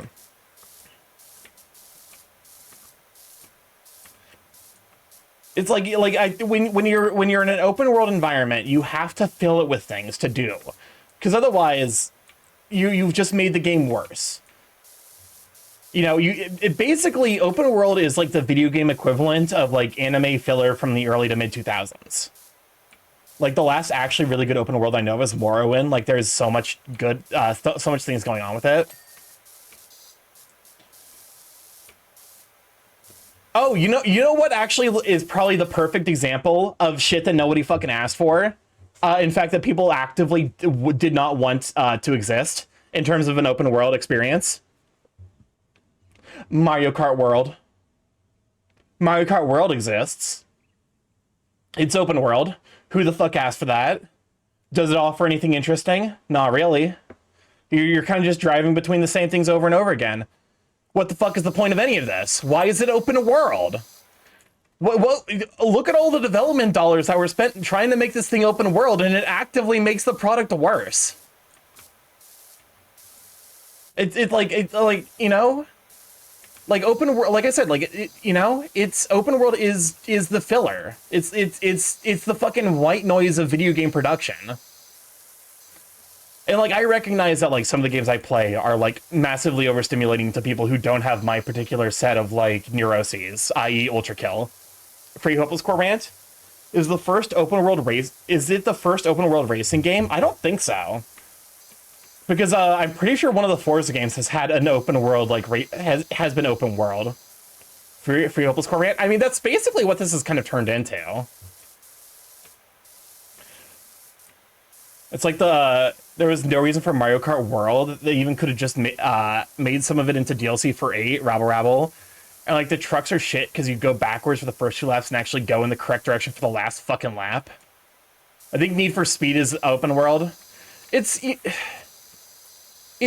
like, to some degree, I feel like you know, and to some degree, I'm like, the fucking proliferation. Welcome on in, Marms. Glad to have you, Sweet Bean. Could have shout for Marms. Starky cool, Starky comfy. Marms cool. Squimshes you, grabs you, squimshes you. Burnout Paradise is an open world. I think the open world, like the proliferation of open world stuff, it only makes sense to me. Nekomaru Grunt. Hi, welcome on, Ivan. Glad to have you, Sweet Bean. We'd also get a shout for Ivan. I think the open, like the sheer proliferation of open world shit only makes sense from like a business perspective. Like it only makes sense from like the advertising, like, oh, open worlds are popular and they make a ton of money, so let's make our game open world, without them really understanding why that's actively a bad thing. Honestly, open world would be great in VR, but it would be really hard to do. Marms, how's the Wi-Fi in Monokuma's cave? Yeah, you know, I'm surprised. I'm surprised you're able to start by Marms, considering you're stuck in his contraption.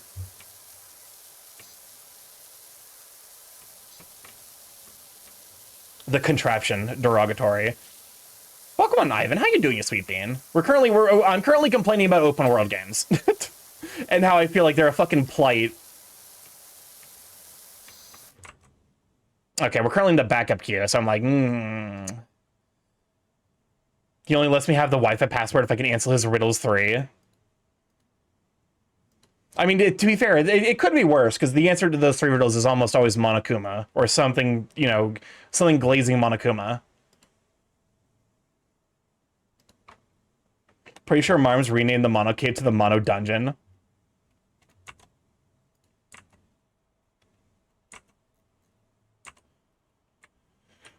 There was definitely a mistaken assumption the open world was the future.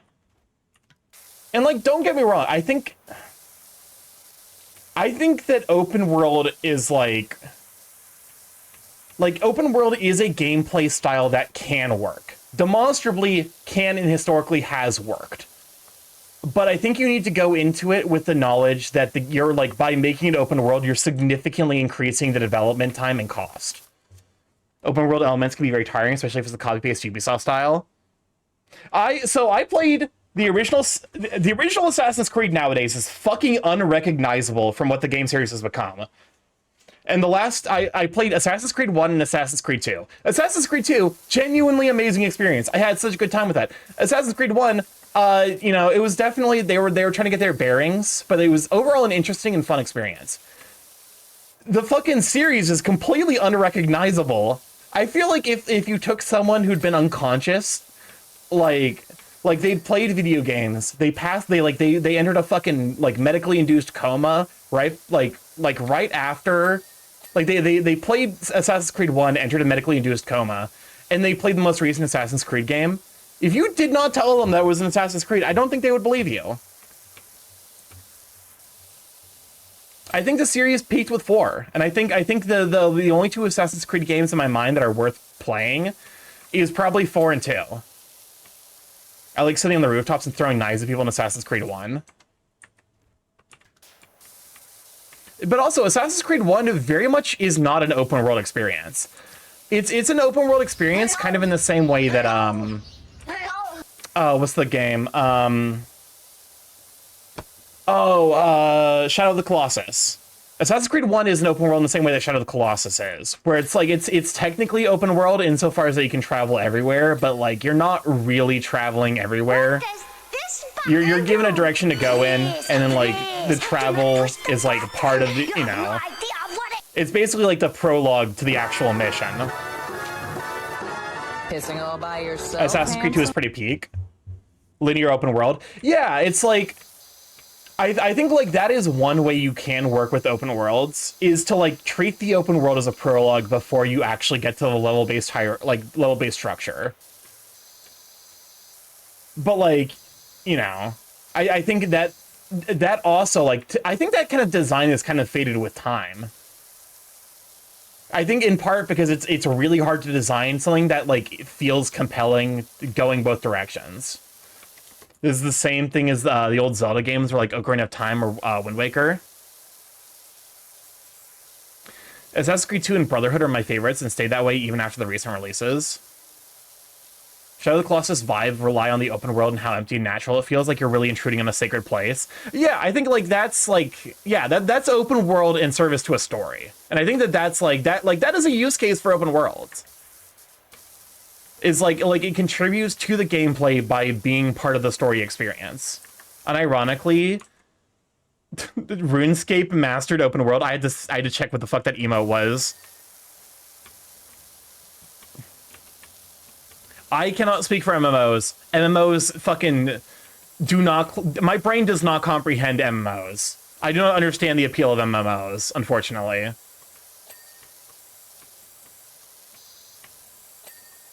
Wind Waker has the high seas that are also very empty. Well, yeah, but also like there's things to do on the high seas. Like you are in like there are going to be downtime, but along the way throughout the high seas, you're gonna run into Beale's shop. You're gonna get attacked by like the fucking squids. You're gonna talk to the fishmen to get the maps for the various like sections. Like the boat is downtime, but there are still things to do during it. And like I think in part like I think the fact like that you don't immediately like, okay, and the boat daddy actually wait, you make suddenly like when you now that you've kind of brought them to my attention, there's the realization is like I feel like the tower, like climb the tower, get the map structure of like I feel like that almost ruins part of the fun of the open world. Welcome on to Cyrus. Glad to have you, Sweet Bean. Can we get a shout for Cyrus? Where like I feel like oh, go to the tallest thing, immediately get the map, like ruins like the parts where you're supposed to be exploring and discovering things on your own.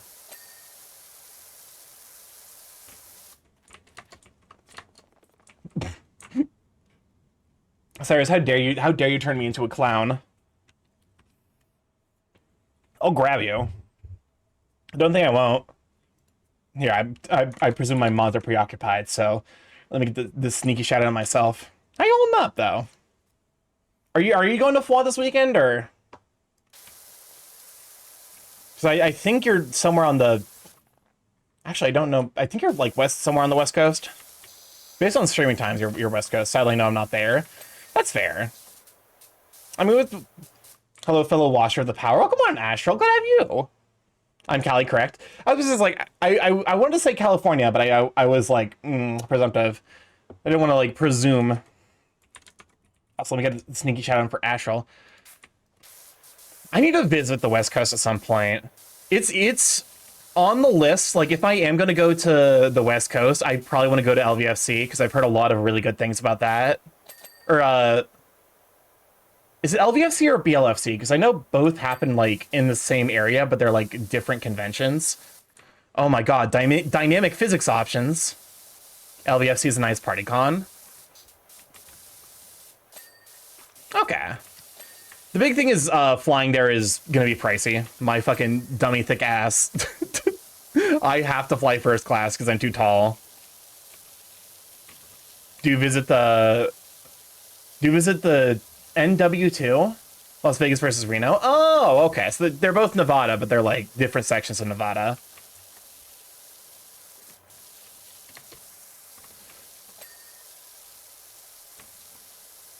But no, like I definitely want to visit. There's so many areas I want to visit if it weren't so goddamn expensive to fly. Sorry, you forgot about the Northwest. Okay, I'm not going to assume that NW is the Northwest. Mostly because I visited there like exactly once. And it was fine. I had a good... Wait, oh, wait, no, Northwest. I've been to the Northeast. I want to go to a Canadian con now that I'm allowed on planes again.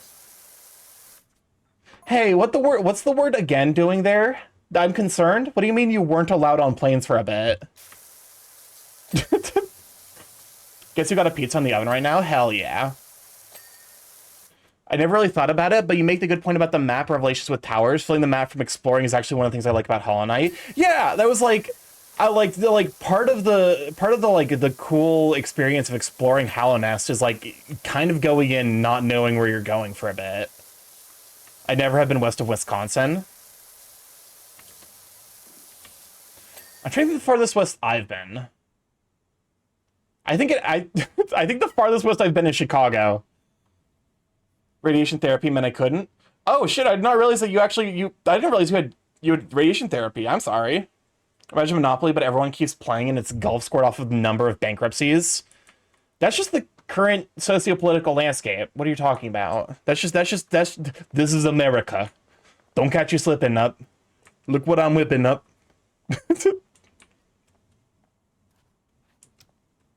Doing well, prepping before the Jojo night with the polycule. I'm suddenly very jealous. I'm not actually jealous, but like that actually, a night of JoJo's with a polycule actually does sound like extremely like fun. I haven't had my first. Got to get those numbers up. I miss Atlanta.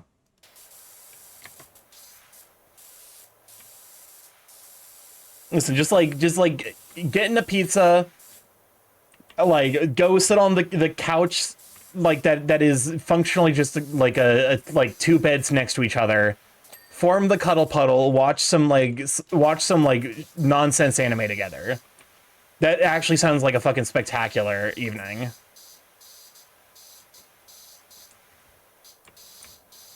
I miss your Discord. It was still a great time. That's fair.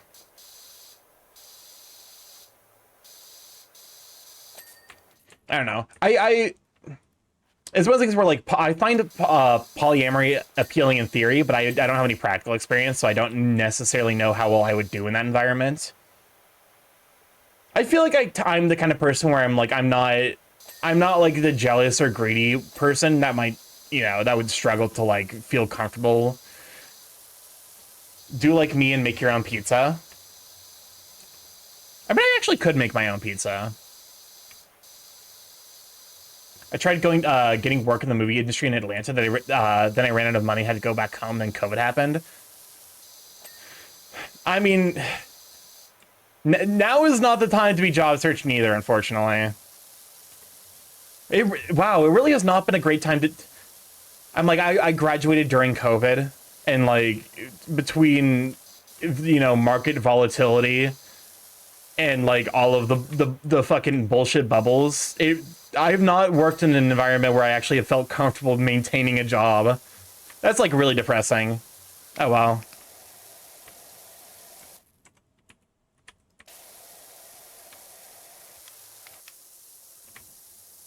Making pizza dough is super easy. Yeah, that's fair. I mean, I've made pizza before. The big thing is just like it's kind of a lot of effort. Which, like, I'm fine to do during the weekend if I don't have any other plans. Like, I can actually spare the effort to, like, make my own, pizza dough and whatever. But if it's during the week, like, and like, wow, that's...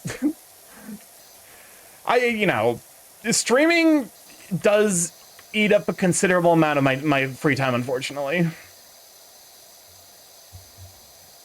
I have no work experience. I'm 40 years too late to be job hunting. That's how I feel like as well. This is your warning. I've found enough songs to fill my Magnum to fire it next Song Request night, usually since Thursdays. Cam, we have Song Request on, but also I will skip anything that's like a shitty meme. Also, I like how you chose Magnum. is the Magnum condom I use for my monster dong.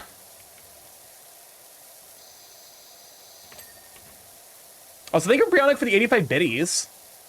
Let's Play This Buyer 2 is getting review bombed again, this time because Gamergate. What? What fucking year is it? The fuck do you mean, Gamergate? Hello? What gate?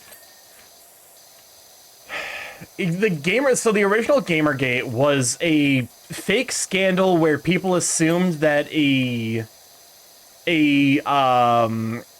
lady who made a video game called Depression Quest, her name was Anita Sarkeesian, was harassed off the internet because people assumed that she traded sexual favors to a gaming journalist so that way he would provide favorable coverage to her game. It ended up being this whole fucking thing that got super overblown. People like, oh, it's about ethics in gaming journalism, but also like the only person that they were talking about was Anita, who herself is not really a games journalist. Also, that was Zoe Quinn. That was the start. Wait, Zoe Quinn? People found out Anita Sarkeesian was a consultant. And it's about ethics in... Yeah, no, it's about ethics in games. Oh my god. I do not want to exist in the era 10 years ago. Is this going to be a thing every decade? I feel like we've reached like the maximum like amount of like bullshit a society can maintain for an extended period of time, and we're like, I don't know. I have cut people out of my life for maintaining a decade's worth of bullshit and just being like, no, I can't fucking do this anymore. Get out. Zoe Quinn was the one who made Depression Quest, and Anita Sarkeesian was a feminist critique of modern game representation of women. Okay. It's insane how rabid they go about her. She's a consultant and has no say on the final shape of a game. But yeah, it ended up being this whole thing. It was basically an excuse to harass a woman. Like, the entire thing was basically flimsy hearsay. And like, it was just a big old fucking mess. Anita was never involved with doing anything besides making videos that said maybe women should have more games that women are not sex objects in. Anita wasn't very subtle in her critiques of the male gaze, and that led to a lot of the shit show. Yep. And then a lot of people who grew up in that environment, instead of like looking at the amount of bullshit that happened as a result of that, did not engage critically with the nightmare fallout of everything, and they went on to go buy red hats for themselves. It's tuna with bacon.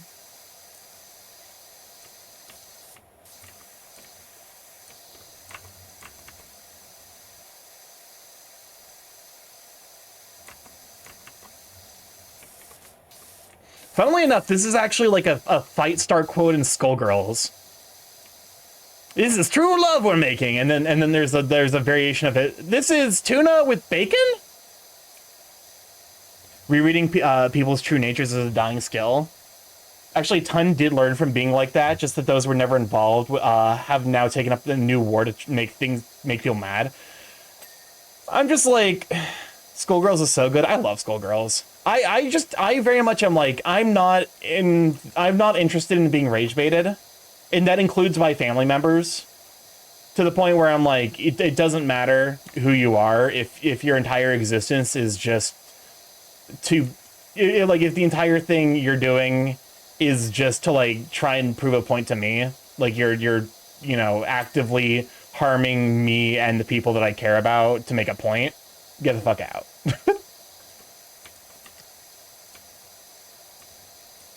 There's a giant floatable octopus at Flaw. Interesting.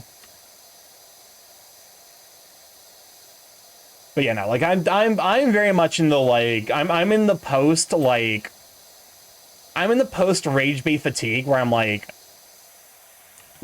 if you're saying some controversial shit and you're not backing it up with like any sort of meaningful like discourse and you're not listening to me, then I don't care anymore.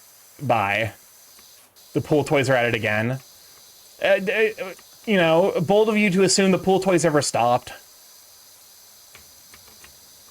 The pool toy furs are omnipresent. The chronic rage fatigue. Pool toys are cute as fuck. I could not explain to you the appeal, but I understand it. I'm like, there's something that is very visually appealing about pool toys.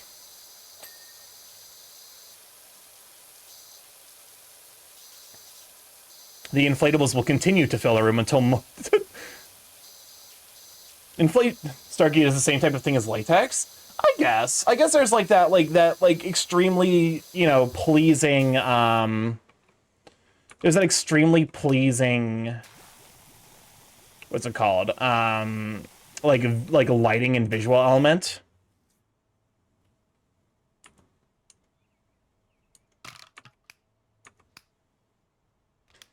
There's a very specific point in someone's life they just say, I'm too old for this shit, I'm just enjoying my things.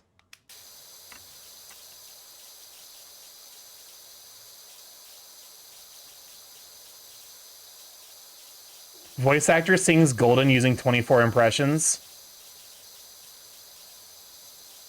So I'm skipping this, and I'm skipping the one immediately after, which is Your Idol is 28 Villains.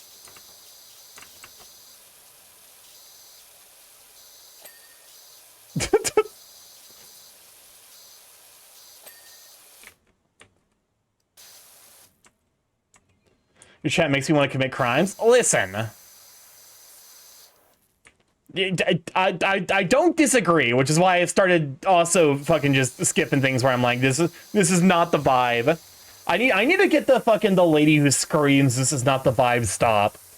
I do love that video. I have no idea what the fuck the context for it is, but it's really funny. Starkey likes my music choices at least.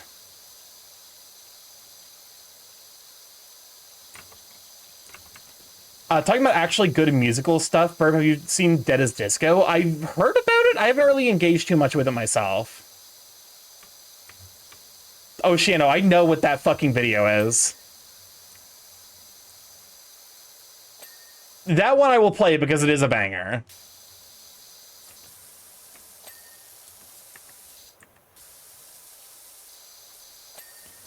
I know you'll keep it. God.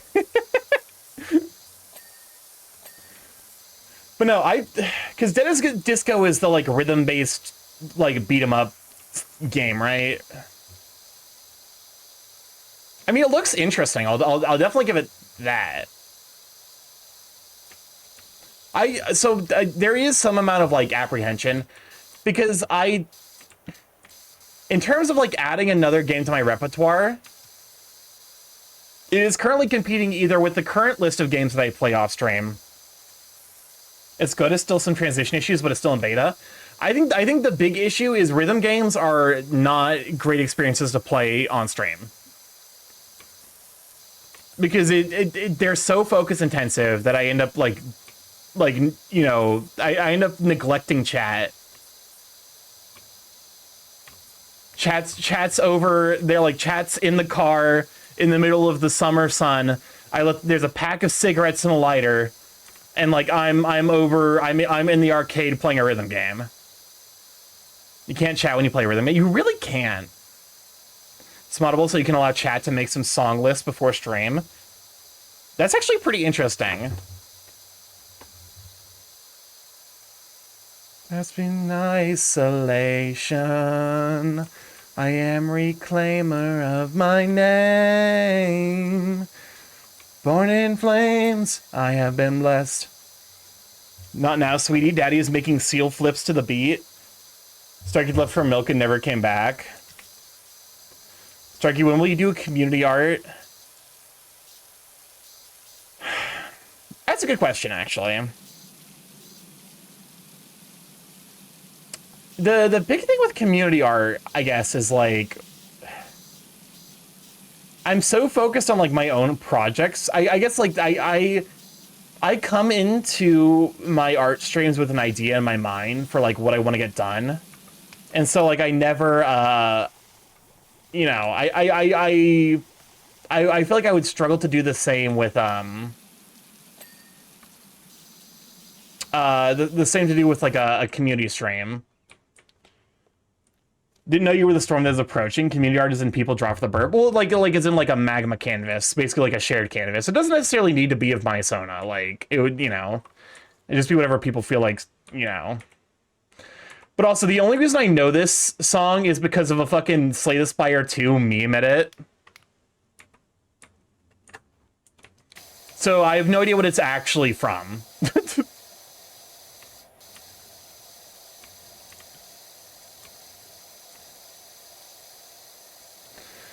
But no, like a Magma Canvas could be fun. I think the big thing is like I just, for me, I'm very much motivated by like pose ideas, and I guess like I don't have those very often. So whenever I do have them, I try to turn them into full pieces, which is like that's its own like, you know, critique and thing that I need to work on and improve, is just like not being so married to a single idea.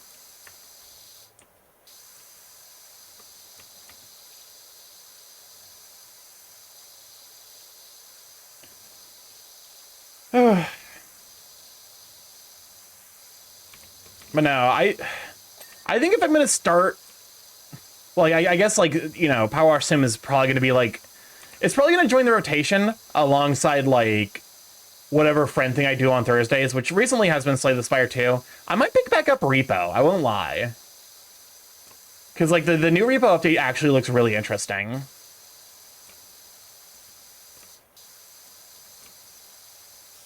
Or should I do like, I don't know. I could do a Tomodachi Life thing. It's just like snag a bunch of my friends. Like get their rest sheets and whatever.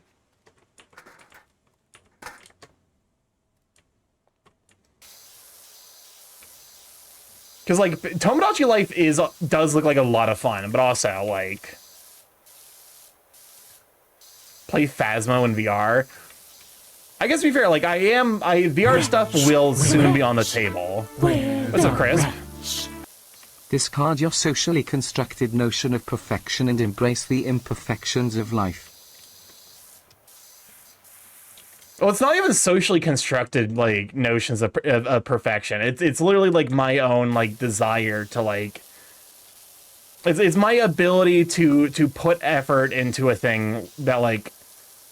It's something to do with like, I feel like it's something to do with my like ADHD, where like I feel like the only time I ever have the energy to do something is if I really want to do it.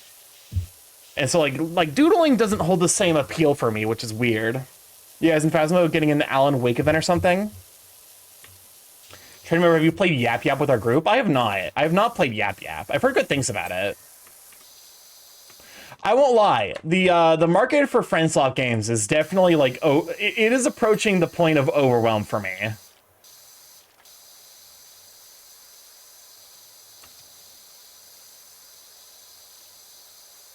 It is quite silly.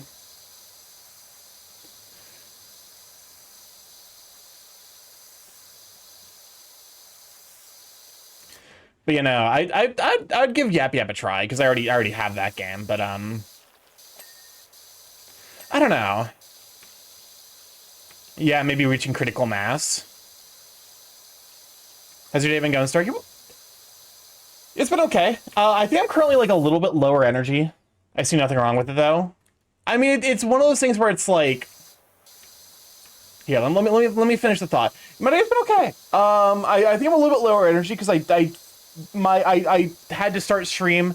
I like lost track of time and started stream without getting anything in my system beforehand. So, which like that's, you know, that's my own fault for sure. But having silly games to play with friends is never a bad thing. I think the big thing is it's trying to figure out like which silly, like, you know, it's like there is critical mass of silly games where like the point of like, oh, like I bought this game and I never played it because like. I'll be getting some rest tonight then. Yeah, I'll be getting some rest after, like, I'll be going to get dinner after stream with some friends, and then I'll be resting up. Welcome on in, Finch. You glad to have you, sweet bean. I like this game. It allows me to simulate what it's like to be wet. Understandable. You know, I'm over in Australia. I'm sure it's quite difficult to experience true moistness. Could I shout for Finch if one of my mods is available? Today is Behemoth Summon Day. You could make him a date you in Tomodachi Life. I did not realize today was Behemoth Summon Day. Good to know. Which ones do you have that you want to be played more? It's more like, okay, it's not even a question for me in my mind of like, oh, I want to play more friend swap games. It's like it becomes a decision overwhelm situation where I'm like you know, the desert sands yearn to be moister than an oyster. They soak up that water.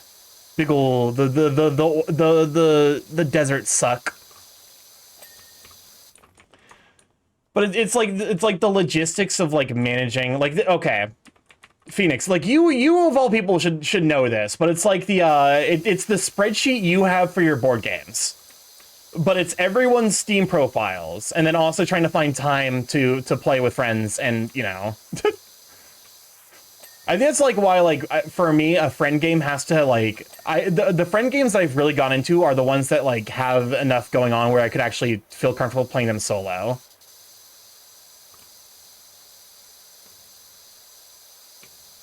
Oh, I'm aware. I keep a spreadsheet of that too. That ladder though? What ladder?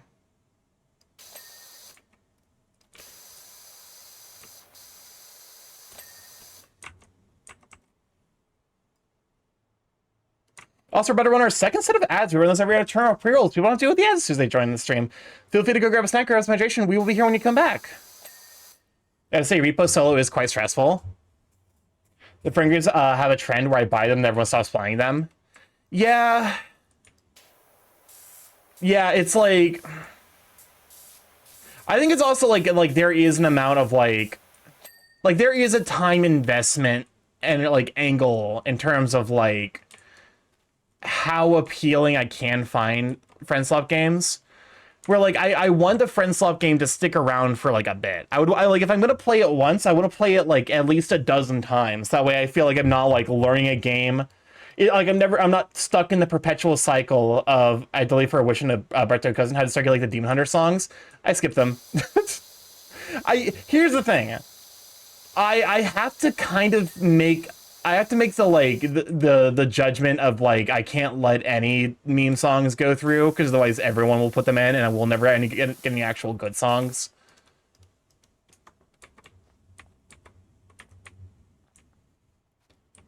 We have so many different preferences of what people prefer to play. I have to do calculus to make sure everyone's included. And how games disappear in like after 2 weeks. Fair, I wanted to ask before I added more since it did all the Demon Hunter songs. Yeah, I appreciate that, but like, yeah, it's not. Fire pit outdoor floor trim. Outer floor trim. Oh, it's this. So I was impressed from a VA perspective. Like Peak. It's like, yeah, okay. Peak, I think, is actually like an extremely well-constructed friend swap game because it's easy to intuit what you're supposed to be doing.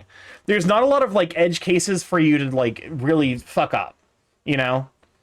Whereas I feel like a lot of the friend swap games end up like it's like, oh, feed the Spangle Snarker. Like he's like, okay, cool. What the fuck do I do with that? Well, first you got to collect, you know, the 19 jingleberries. It's like, okay, cool.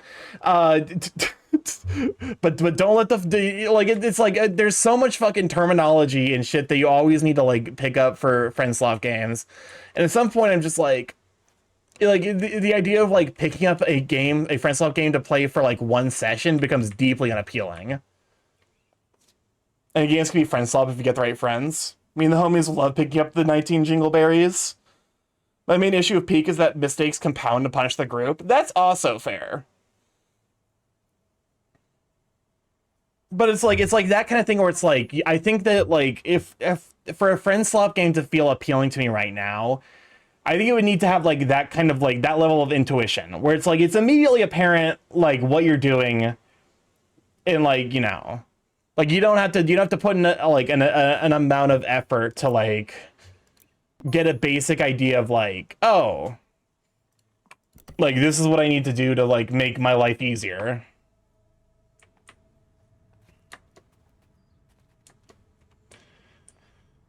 This house is hideous.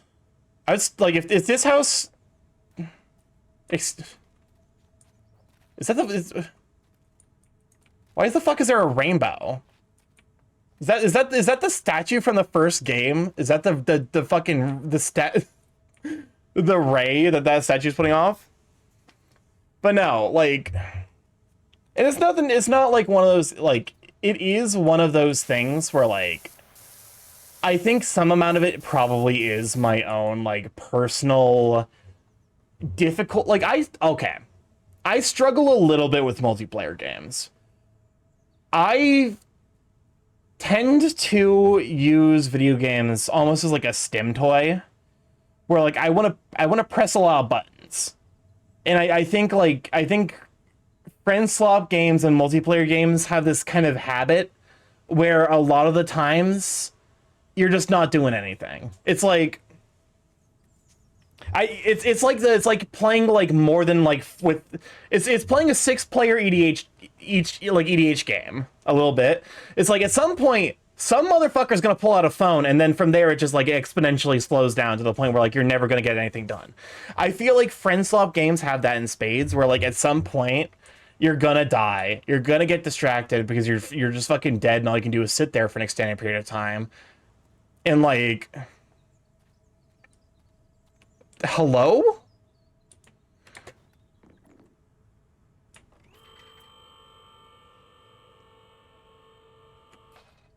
This is incredibly handy, holy shit.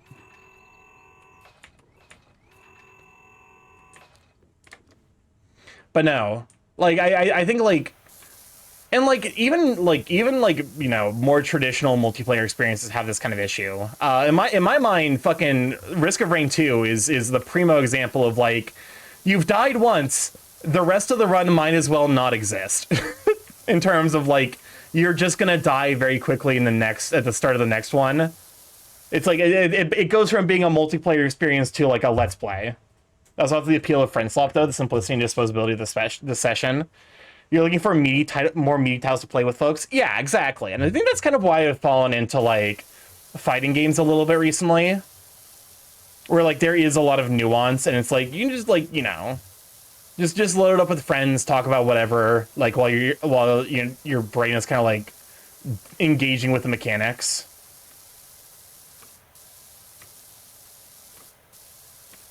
And peak. Yeah, it's like, you know, and like I said, it's not necessarily even an issue with like, it's not even necessarily an issue with like just friend swap games, because I do think that there are some titles where like even though they are multiplayer, I feel like the experience would be like not that much different if it were single player.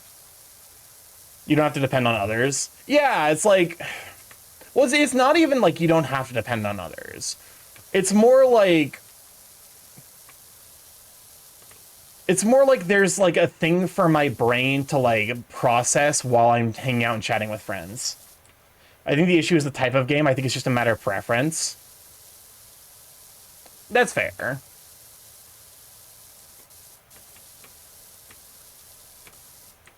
Because like, you know, even in like fighting games, like if I'm sitting out around so that way 2 other people can play, I can still watch and learn from them. You know, it's I actually that almost might, like, maybe games need to be more complex, that way I feel like there's a reason for me to watch and learn. I'm like, that way I can actually break down. I'm like, okay, so they're doing this stuff. Why are they doing that? It's like, okay. Do you think you would like the multiplayer / crafting survival type games? Okay. I would, but also I have to qualify that with I feel like I would enjoy them a lot more if I was in an area where I could get weed. Starky's Chess era when? That era is already come and gone. I'm the kind of player in survival crafting games where I want to just fucking do something mindless to farm up resources to let other people enjoy their game more. And I feel like that's like always been the case. Like Minecraft, I'm the person who goes into the mines, the caves mining. Same thing with Terraria. Like, you know. where I'm like, you know, it's not, for me, the appeal isn't in the, like, engaging with the multiplayer aspect. I find myself most compelled in, like, the survival crafting games when I'm helping other people facilitate their game experience.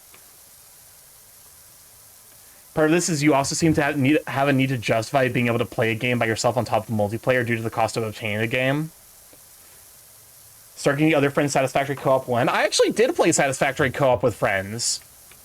Cam is the type of player who accidentally floods the mines and kills I end up being the camp mom because I'm the one who knows how to build stuff up.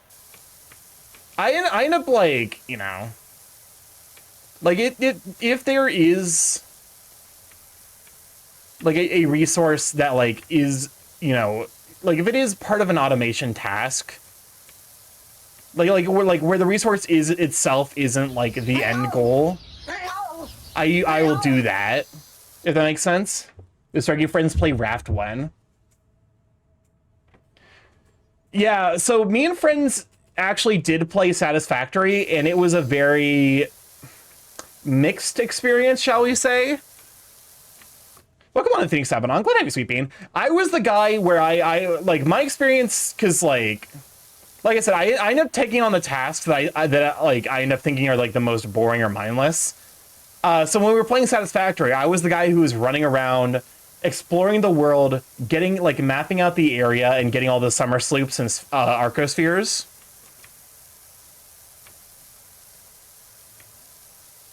And, like, I was content to do that. Because, like, you know, like I'm facilitating other people, you know, engaging with the automation aspect. And maybe that, like, you know,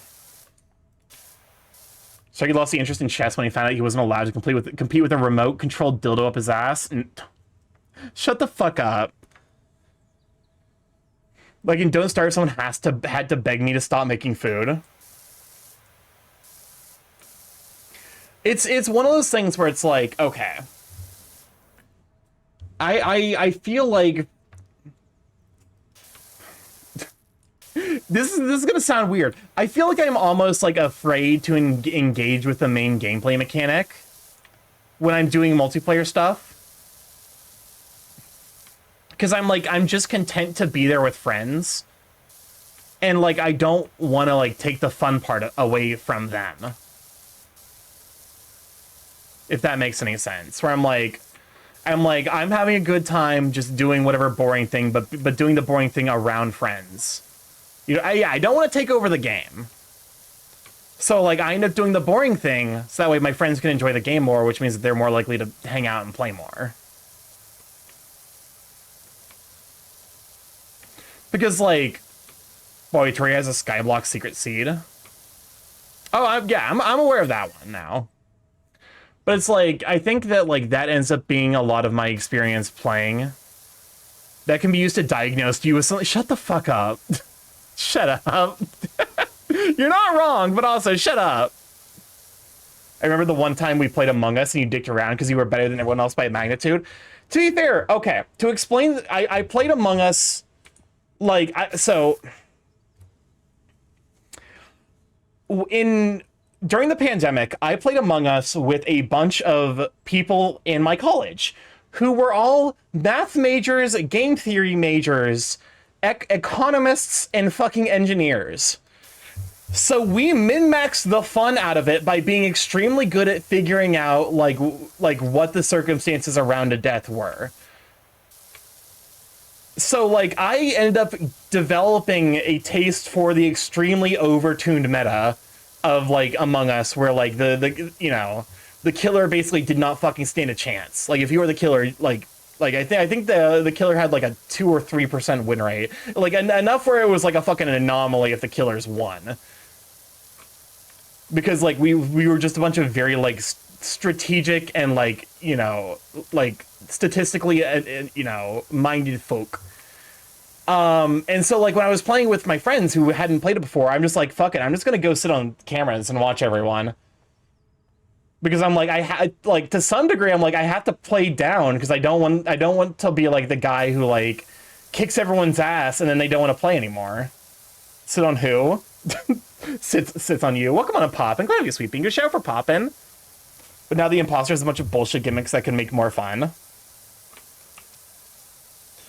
I think that's the thing. I actually don't know how to play in a bullshit gimmicks. I think that's my struggle. I don't know how to be good but also stupid. I like, because I tend to be like a very risk averse pet the pool toy, pets the pool toy, pets the pool toy. Poppin', are you going to Foie as well, or are you gonna be resting up this weekend? Oh wait, no, I'm silly. I'm pretty sure that you've mentioned that you're gonna be very, very busy this weekend. You did, however, refuse to play with us any other time we tried to get you to play. Did I? To be fair, some amount of it also is just like my, you know, the emotional. Well, sometimes I just want to be around friends but not do anything that they're doing. You refuse to play games a lot. That is true. I have college and work, so I'm stuck at home. That's understandable. Hopefully you get some downtime then. I played Among Us. I'm aware.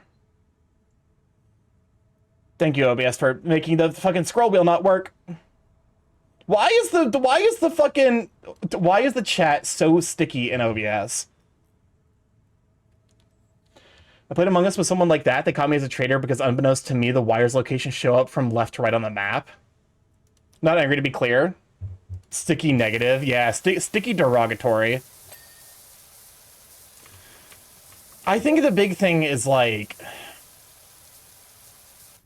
This is like one of those like trauma unveiling moments where I realize historically my experience playing multiplayer games has been so hostile that like I view them as like tasks to be completed rather than something to be shared and enjoyed.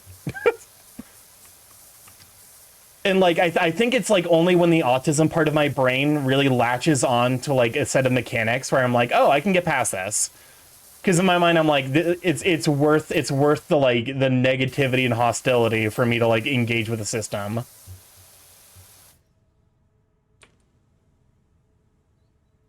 I used to be the kid that's in the room but is reading a magazine instead of waiting for his turn to play.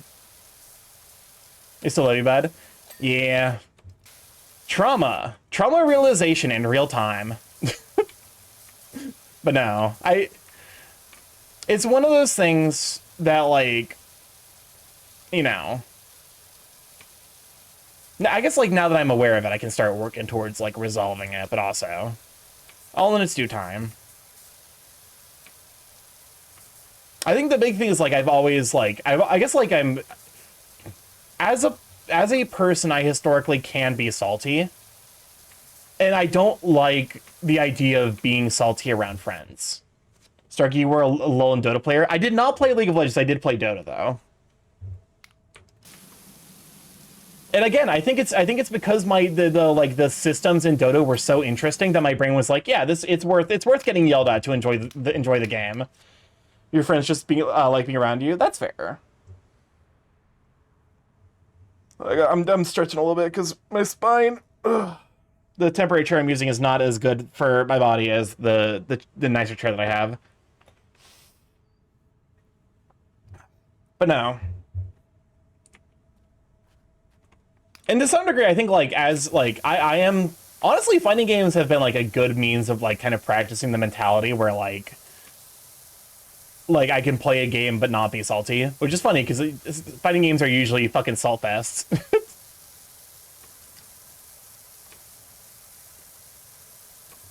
I think the funniest thing to happen to me is Among Us when I reported a body and died at the same time, so it showed the report animation with the corpse and the report button next to me, so I couldn't tell who it was. Okay. Okay, I now have a story off the top of my head that explains the level of sweat that I was playing Among Us with. I feel you. I also worry about being too salty sometimes, but I try to be more constructive nowadays.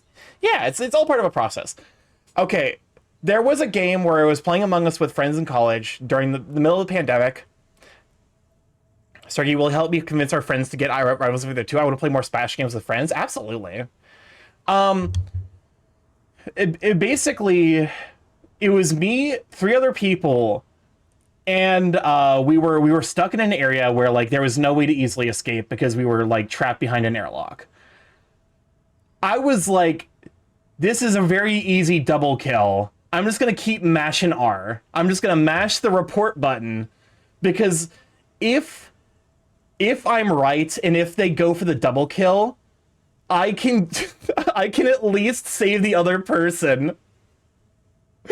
And lo and behold, it turns out that I was fucking right, and we immediately got rid of one of the imposters and put the other person on, like, the hard suspicion list. In a way that, like... in a way that completely trivialized the game. And, like, I'm thinking back on that now, I'm like, wow, that actually, like, probably ruined that whole game for everyone, because, like, there was no suspense anymore, but also... It was optimal. This is why, like, I think this is why, like, there will never be, like, a properly, like, competitive, like, you know, disinformation style game. Because there's always going to be some bullshit like that where it's just optimal to fucking, you know...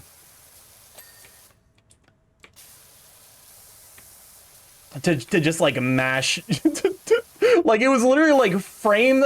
Like, I saw the... Like, you heard the snapping. It's called Blood on the Clock Tower. Like, you heard the snapping sound effect of someone dying, and then immediately, emergency meeting, body discovered. And I mean, to his credit, the person who died... Like, the person who was obviously the imposter was like, it was a misclick. Like, trying to throw us off the trail of his buddy, but also... Local bird diagnosed as an artist. I have the tism. The artism.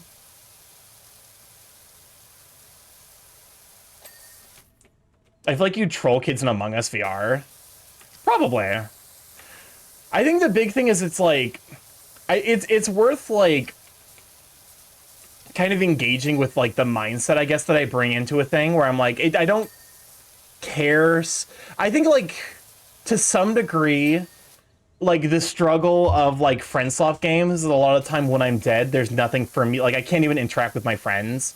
I think that's the area where I struggle with Repo a little bit. Although it did get better with the update where they made it so that way you can talk as a head now. I now want to play a Danganronpa skinned game of Among Us with voice acting.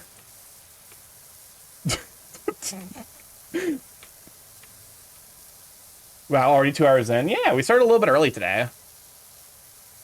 Admittedly later than I meant to, but... It's always you have the tism. Never thanks for telling me about the Among Us meta text.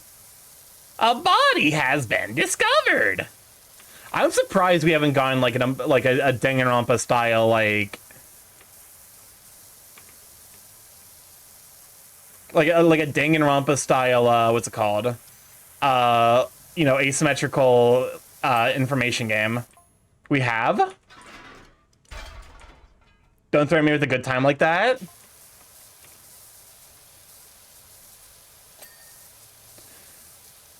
least I thought we did. It wouldn't surprise me if we did, and I just don't know. Because, like, you know, for all of the Danganronpa that we have played, I'm not necessarily, like, hyper cognizant of it. I'm not, like that. Mars shared a video where apparently it's an ongoing joke between the community and the developers that, like, whenever they release a game, somehow Yasuhiro Hagakure from the first one fucking dies during the demo.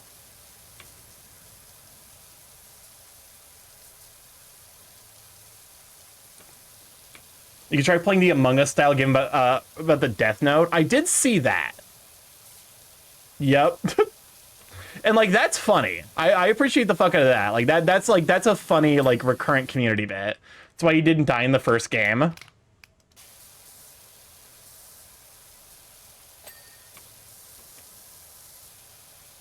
That's what you're thinking of? Oh, okay.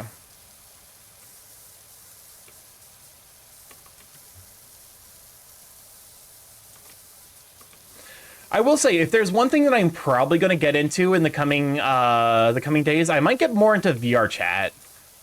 I have a question. Go for it. I heard the Death Note Among Us was bad in various ways. I've also heard that it is, like, kind of a balanced shit show. Who in the cast of 2 would use the Death Note? I need to like refresh my memory of like, okay. Because I have not seen Death Note. Mekon apps, if it's post memory regaining, and Mekon absolutely would.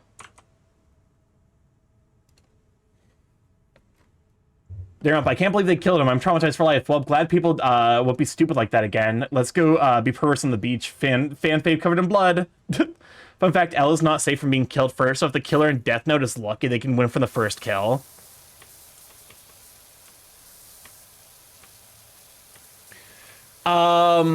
Let's see. Post memory regain Mekon absolutely would use the Death Note. I feel like Hiyoko would use the Death Note.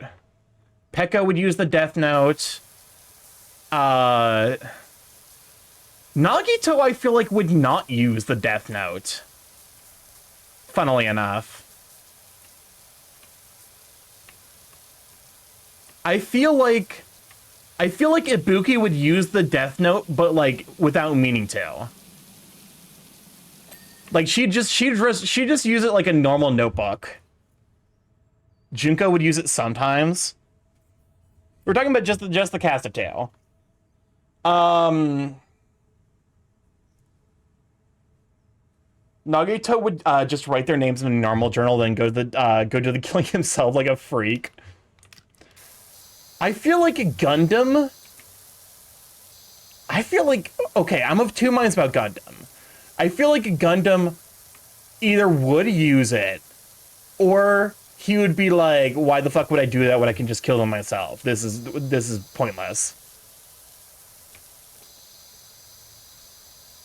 Either way, I feel like Gundam has the potential to kill someone.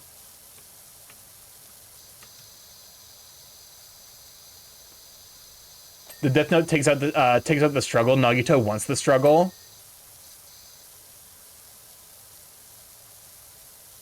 Gundam would use and believe it's new power he unlocked. Trying to think of like, okay. Byakuya would use the gun. Byakuya would 100% use the Death Note.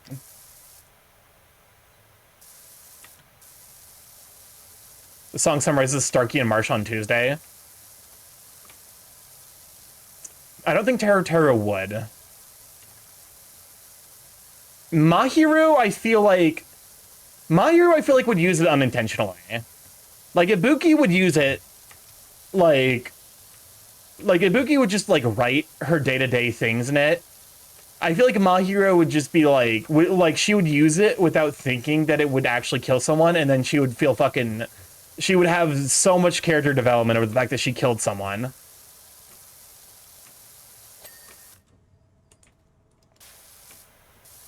Gundam would use it. Let's see. Nekomaru definitely wouldn't. Akane wouldn't.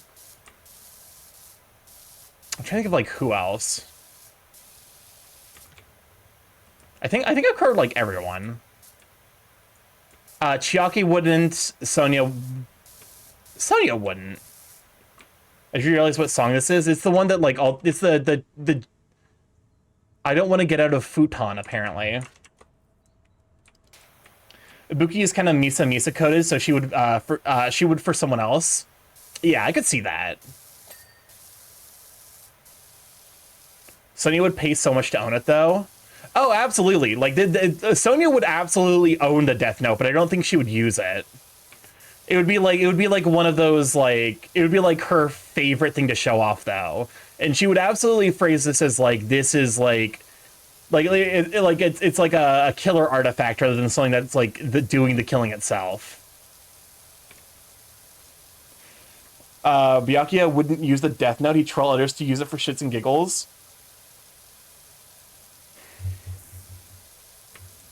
I think I've covered everyone.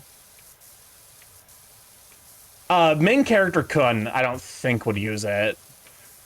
You must kill the skong with the Death Note. It's a tradition. Rest in peace, skongs.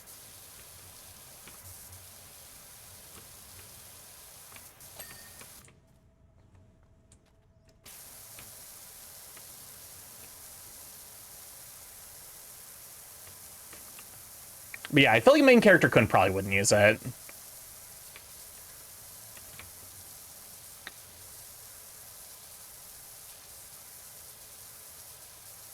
Funnily enough, I feel like Monami would. I couldn't tell you why I think Monami would use the Death Note, but I feel like Monami would. And, I mean, obviously Monokuma would. Well, actually, I feel like Monokuma wouldn't, but Monami would. Or just shut the bird when you're playing Danganronpa. There's a reason I disable certain disruptive redeems when we're playing Danganronpa.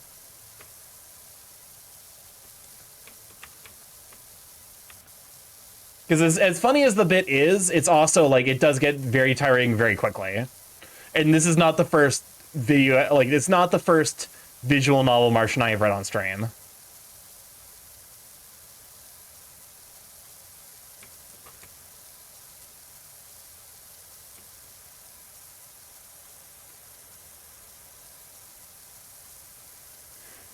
Monokuma wouldn't use it, but he would turn into a motive somehow. Oh, absolutely. Like, no, like he would use it as like basically a motive. He would not use it as like a murder device. I'm pretty sure that if Sonya, she had the Death Note for her first few months or weeks, she would somehow show it off before it's stolen, and then Sonya dies from someone using said Death Note. All right, bedtime for me. Y'all have beans, have a lovely night for sure. Thanks for stopping by, Marms. Hopefully get a night's sleep.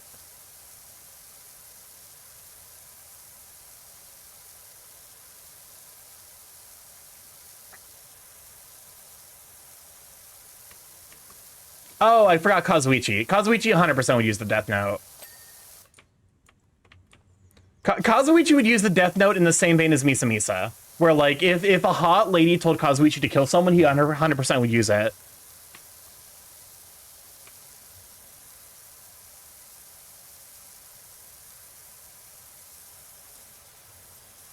He would use it for Sonya specifically. I don't think it's just... I think Sonya is the primo example for him right now. But I do feel like if any hot lady asked him to use it, he would.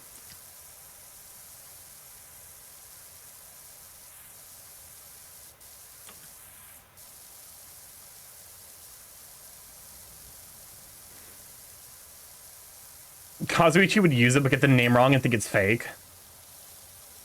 Soda's thirsting for Sonya. Soda's thirsty in general. Remember, Teru died for being thirsty, but Kazuichi is here as well, so like, you know. Wait, the chat it says the wasn't the beam keeping the volcano in check? Oh shit, the beam stopped. I feel like Sonya would go against TOS with that book, not gonna lie. What do you mean go against TOS?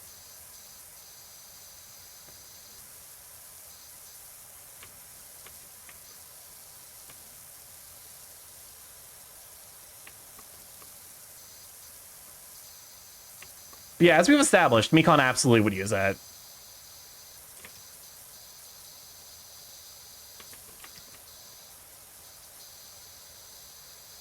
And I'm gonna be honest with you, the reveal that Mikon was secretly murdered the whole time, absolutely was not a surprise.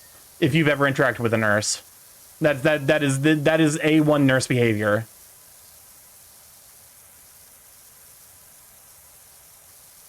There's a reason I called that out immediately as like, oh, she's 100% gonna kill someone.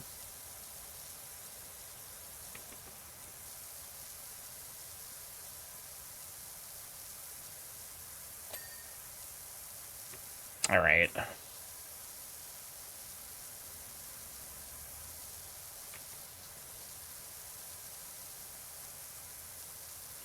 To be honest, though, the first game Hifumi would be writing so much fanfic in a Death Note that the Shinigami King would have to impose a new rule in the Death Note. Listen, the less we acknowledge Hifumi, the better.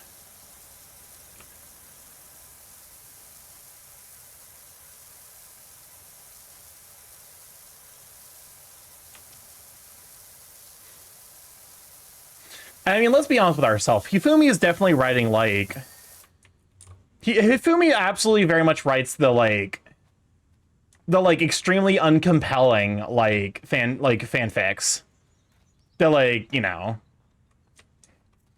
He's out here writing the... Oh, kitty. Pet the cat. Pet that cat. He's out here writing the fucking, like... He's writing the My Immortal of fanfictions.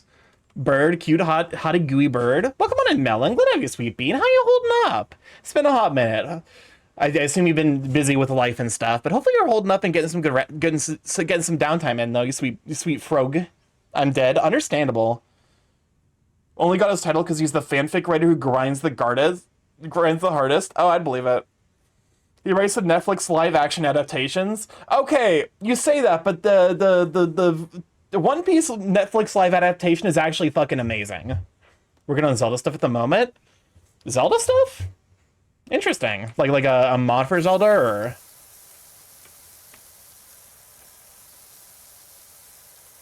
I am currently power washing. It's very slow, meticulous work, but it's good for yapping and talking with peeps. Twilight Princess PC port. Huh. Handy. I need to give Twilight Princess, like, that was a game I tried to play as a kid, and it was just so fucking frustrating. I got to the escort quest of Twilight Princess. I couldn't figure out how to keep the carriage alive while also not getting stuck in the infinite loop, and I just gave up. One Piece live action is good. Oda is doing most of the work. Also, with the number of major characters they're killing, Pell is in the background fucking sweating goddamn bullets. I'll DM you. That's fair. I'd love to give Twilight Princess another try, though. I hear it's like the game that's like, you play as a kid and you hate it, and then you play it as an adult and it becomes your favorite Zelda game.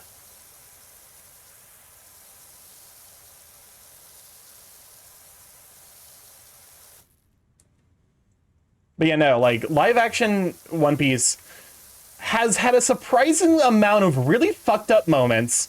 Like, they really sell, like, a lot of the moments that they're like objectively horrifying in the first game, or like in the manga and in the anime, but they play for laughs, are very much played straight in One Piece. Looking at you, Miss Golden Week, you fucking psychopath.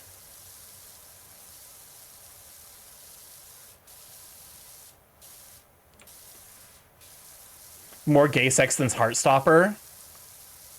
Weird, I loved Twilight Princess as a kid. Cause like, let's see, it was 2006 because it was one of the games I got immediately with the Wii. So I would have been like 9 years old. So maybe I was just too young as a kid. Apparently, like, it, you know, there were some puzzles in there that like are actually like infamously difficult. Even apparently adults struggle with at times. So I assume that's probably just one of those things where it's like it was a game targeted at slightly like an older audience.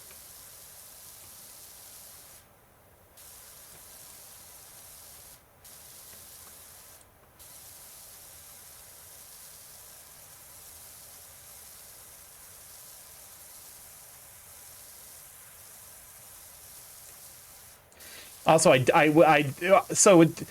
for context for where I am at in the One Piece live action, we just saw Chopper, and I'm a little sad that he's not a puppet, but I do love seeing my boy in live action, my son Chopper. Welcome on Eagle Jalapeno. Glad to have you, sweet bean. Bird Guy High Subnautica 2 is coming out next week. It is? Huh. I'm gonna be honest with you, with the shit show surrounding that release, I'm like, is it worth giving it a play? How chopped is Chopper? Chopper looks great.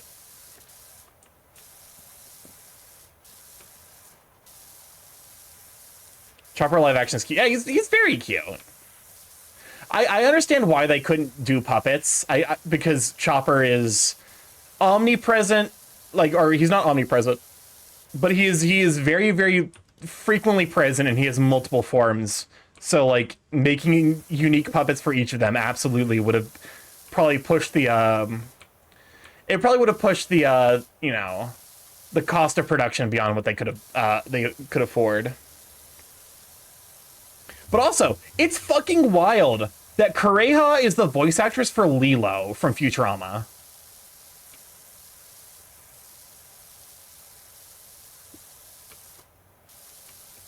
Like that feels like such a mismatch, but she does an amazing job.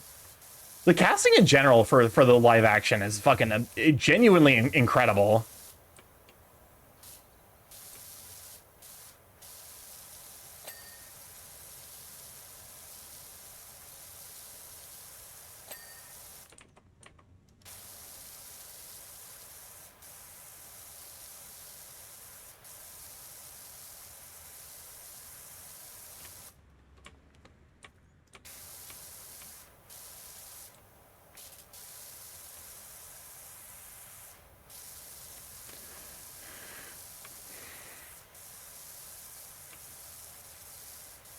I mean, I'm trying to think like what else. Let's see. The live action, the One Piece live action, Akane Banashi I've been watching, which has been really, really interesting as someone who is aware of Rakugo, but who hadn't really like looked into it a whole lot. I was aware of Rakugo only insofar as that I knew about the Juguma bit. Because I believe that's like that's like one of the infamously difficult Rakugo standbys.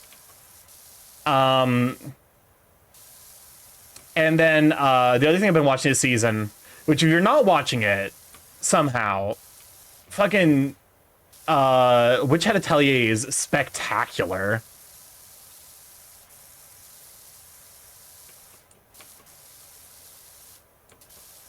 No, it's like watching it, I'm like, okay, I see now why this is compared a lot with Dungeon Meshi and Dungeon Meshi and then Frieren. Dorohedoro season 2 is crazy. I need to maybe give Dorohedoro season 1 a try again. I won't lie, I kind of bounced off of it real hard. I recommend reading Witch Hat 2. It's super fucking pretty. It's like a picture book.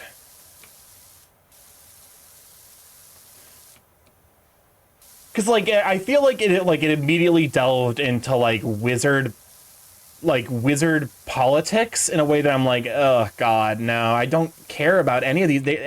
Everyone here sucks. There's no one for me to root for. Like, I feel like there was multiple extended, like there was an entire episode where there was just no Kamen, and I'm like, this sucks. Since you're liking Rakugo, watch Joshiraku. Each panel is its own art piece. Oh, I'd believe it. I mean, the entire crux of the world of okay, you won't like season 2 then? Immediately is like, oh, okay, so yeah, you don't even bother. My ass. But no, like, you know. I think Dorohedoro just isn't for me. Which, like, that's fine.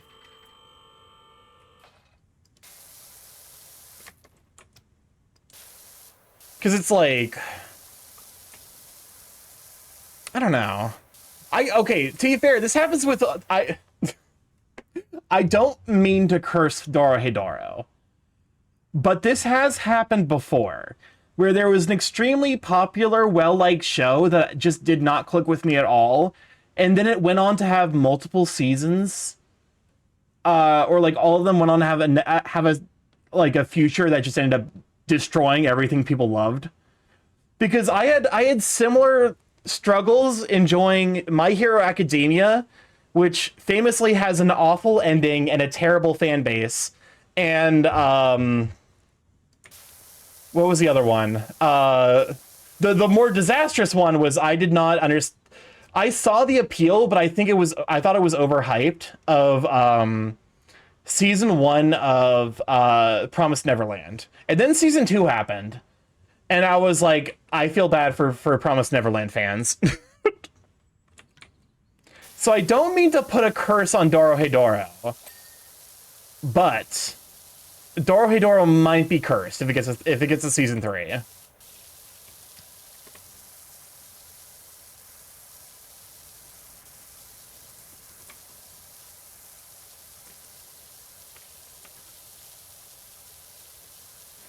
I think they're giving it one more season.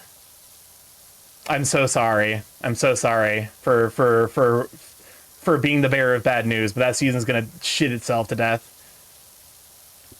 My Hero Academia is so weird. Like, why did Horikoshi add that epilogue? I think it's because Horikoshi famously kind of hates his audience. Horikoshi, which, like, I don't really blame him, but because My Hero Academia fans can be, what's the diplomatic way of saying eccentric? Eccentric. I don't think Dorohedoro would need a season 3 considering how fast the story is at the moment. Well, I read up on where it's going. I can't see how it can get a 4th.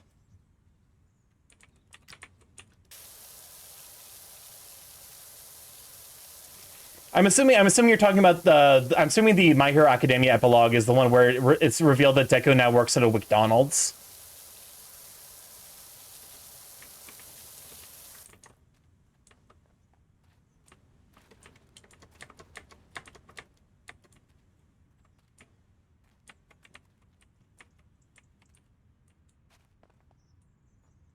I feel like there's got to be, like, a way for me to, like...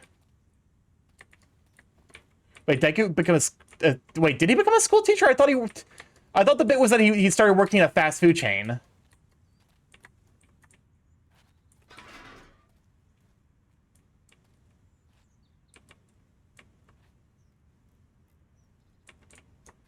He's just daydreaming what could have been. It's a meme, Starky. That's less funny. That's less funnier. In my head canon, Deku starts working at McDonald's. That might be a meme, but it would be funny.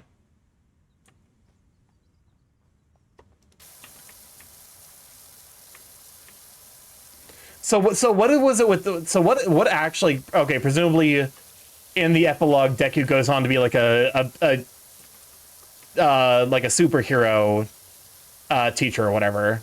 Or they, because I know they set up something about like the fact that each generation gets more powerful powers than the next one. So I don't know if like they did some shit where they like removed the ability for people to have quirks.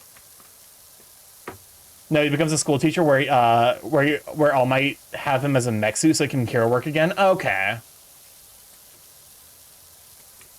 Because I know it's like a plot point they set up that's like, oh, the singularity, that soon like the children's powers will become so impossibly overpowered the society will collapse.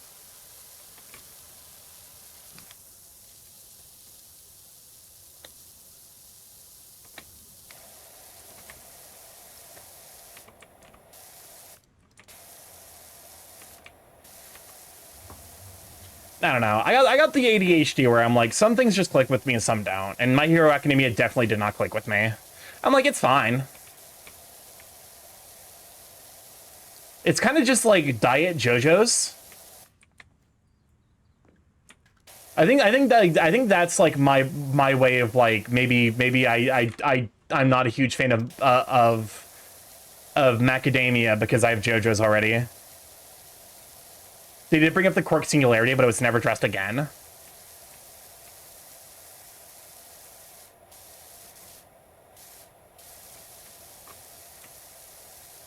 Macadamia? Okay, but like what?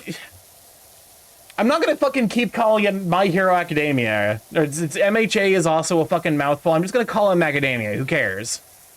Like the nut, exactly. That's why his name is Deku. It's a Legend of Zelda reference. It's because he's a Deku nut. And then we've got I don't remember any fucking My Hero Academia characters. We got Cashew. We got Brazilian.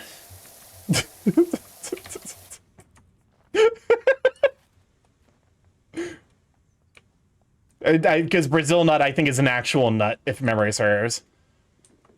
I found myself enjoying the prequel My Hero Academia better because it was an MCU Hogwarts, and we got to see how this world functions instead.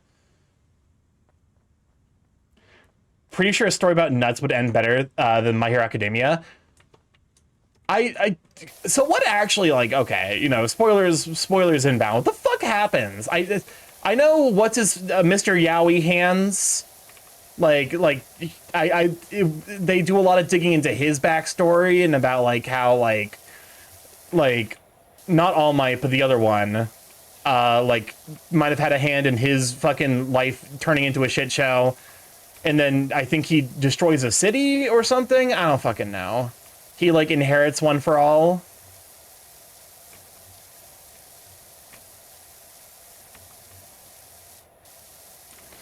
All for One wanted Mr. Yowie Hand's body. That's right. And then he was like, no, this is my body. No, don't touch my no-no square. And then everyone dies. There once was an ugly duckling who was so ugly everyone died. The end. It's complicated, even long story short, it's gonna be long.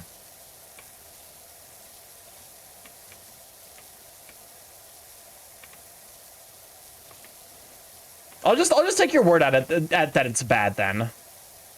It's kind of like how I know that the Jujutsu Kaisen ending is kind of infamous now for being a bit mediocre.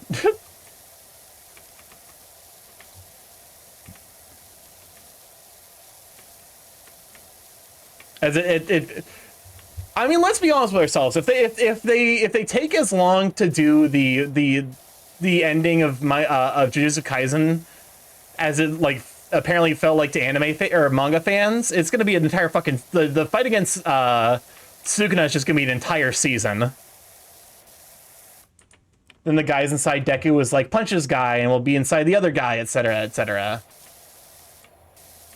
I've seen up to the point where like I am aware that One for All like has traces of the old power users' personalities. So like I know what you're talking about. How many shows, regardless of the format, get the ending right? That's actually a good question. I feel like anime is to some degree like infamous for like fucking up the ending a lot of the time.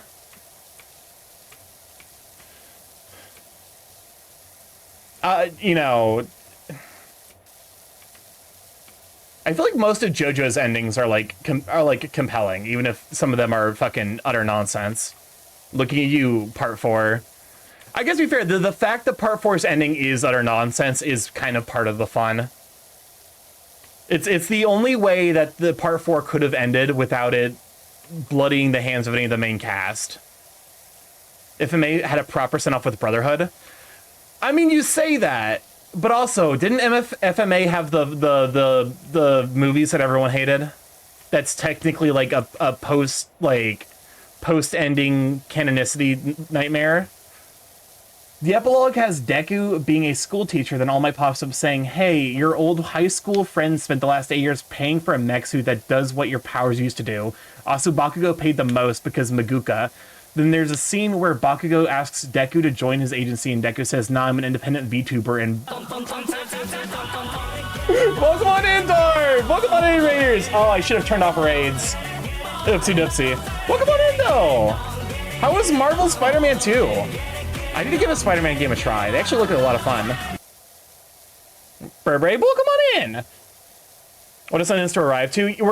I'm currently learning the ending to My Hero Academia. Because I have no idea. I just know that the ending is bad.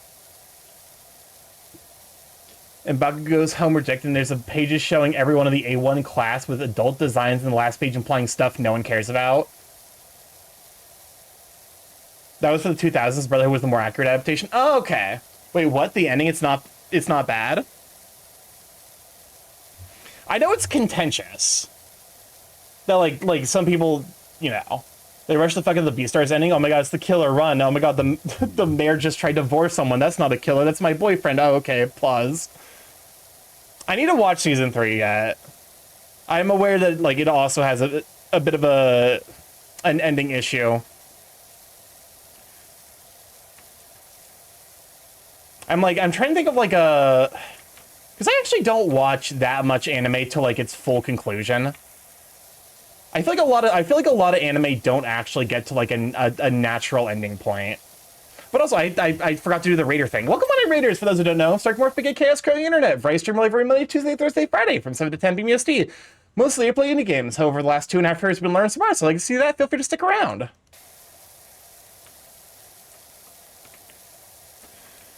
We're currently talking about anime endings and how This all started because I was like, I'm not the hugest fan of Dorohedoro. It just doesn't, it doesn't do anything for me, unfortunately.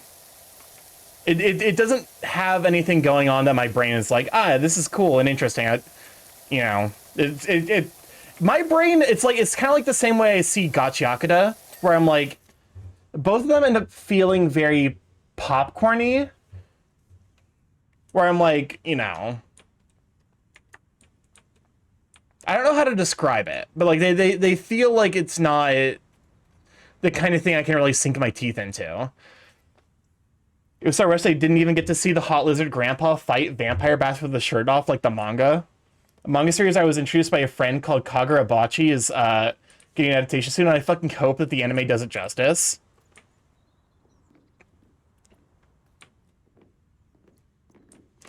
I will say one. Maybe I just enjoy like maybe I enjoy shoujo writing more. Because I'm thinking now, and I'm like, one of the animes that I really enjoyed watching last year was Apothecary Diaries. Maybe it's a pacing thing.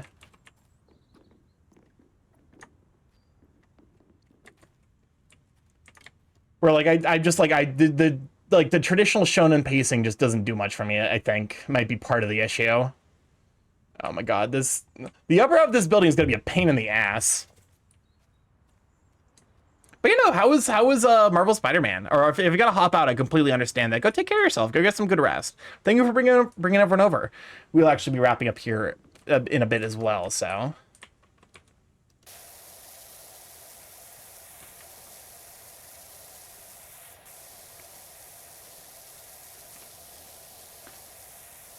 Because like a lot of the like. I can't remember. There was a couple of things. Like Dan to Dan actually famously uses a lot of like shoujo writing techniques, because apparently Dan to Dan and Spy X Family, there is a editor for Shonen Jump that will take promising writers, and if they can't come up with like a compelling idea, we'll make them read shoujo manga. You should use the stairs on the floor. Never. What's the problem with placing it closer? Explain. But like apparently Spy X Family and Dan to Dan are both examples of manga, like America. Explain. Why is this one Arkansas and why is this one Kansas and this one is not Arkansas? America, explain.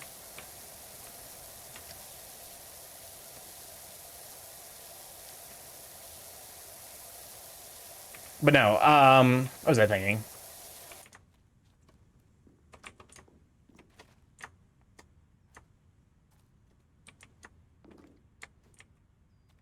Brain. I heard about the shoujo thing too. Oh, that's right. Where I'm like, maybe it's just like, maybe I find some amount of shoujo writing pacing techniques compelling. Because like, I really enjoyed like Journals with Witch, and that's shoujo. That's literature targeted towards older women. I just realized I've been lurking on stream and I haven't even said hi or Sippy the Bird. Welcome on in, Corvic. Glad to be a sweeping. Good shout for Corvid. Jose, that's it. Yeah, because like right, Journal with Witch is actually like a fucking banger anime. You know what? Journal with Witch is an anime that it goes for exactly one season. It does what it needs to, and it ends well. So if you want an anime with a good ending, Journal with Witch. Also, there's this Josei I love called Jellyfish Princess. Oh wait, hold up. You know what anime? It's a good ending, but it is not a happy ending. Oh god. Oh, what is it? Fuck. What is the name of the alien octopus motherfucker? What is it? Clues? It's the existential depression. The life is a fuck, except like an earnest depiction of like how brutal life can be for certain individuals, like based on socioeconomic and political status. You're lying, April. No. Okapi. Okapis? Okapis. Takapi. Takapi's Original Sin. Yeah, Takapi's Original Sin. Extremely good ending. Extremely good ending. That anime fucking hurts to watch, though. It is a, like, no-holds-barred... Welcome on, Clyde. Glad to have you, Sweet Bean. It is a no-holds-barred depiction of, like childhood bullying and systemic abuse. Wretch, wretch, we're the wretch. Hey Starky. Unfrench is your uvula. I do think it's funny how you can tactically remove the French from people with you can surgically remove the French. But yeah, Takabi's Original Sin is one you should watch if you're looking for a bad time. Extremely good. Highly recommend it.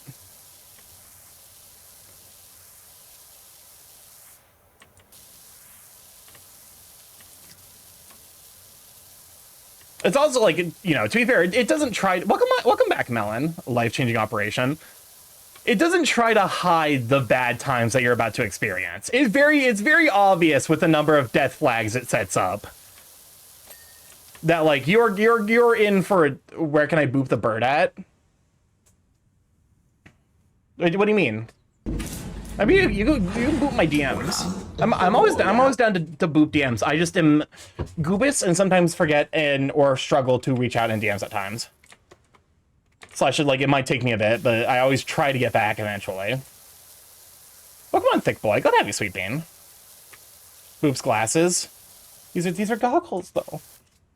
Like, I got the goggles now, but don't boop those. You'll smudge them. Sake thing. Same thing. Oh my god, a list game. Welcome on, Will Cat. Go to have you, Sweet Bean. I mean, there is like the sake cups. So that's why. Can I tell you on my? Can you tell them on my phone? I would not have guessed that immediately, but no, that actually does make sense. But yeah, we're power washing, we're yapping. It's not sake, but I have discovered that Aldi near me has the good soju. So I'm gonna pick up like 4 bottles of that on Friday. And fucking celebrate and just party this weekend. Just get smashed. Welcome on, Thick Boy. Think of the 3 stream streak, Sweet Bean. I didn't understand why people like soju so much, but I think the soju I've had like wasn't as good as the stuff I'm getting, which is funny because the stuff I'm getting is cheaper. A party, eh? Also, the game is so much fun, I think you'll enjoy it. The game just takes forever to finish. I mean, to be fair, that's like, in my mind, that's upside.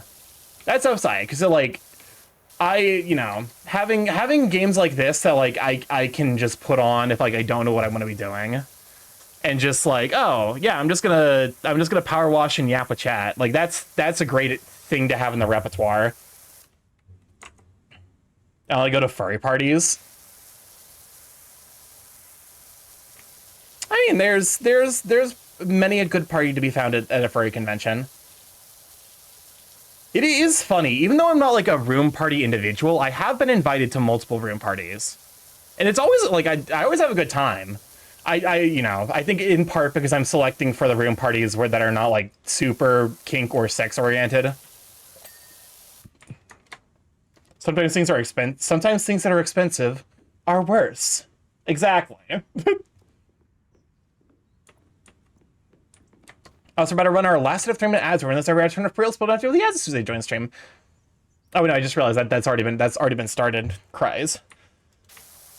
I'm invited to a couple, but they scare me. I'm a nervous little bird.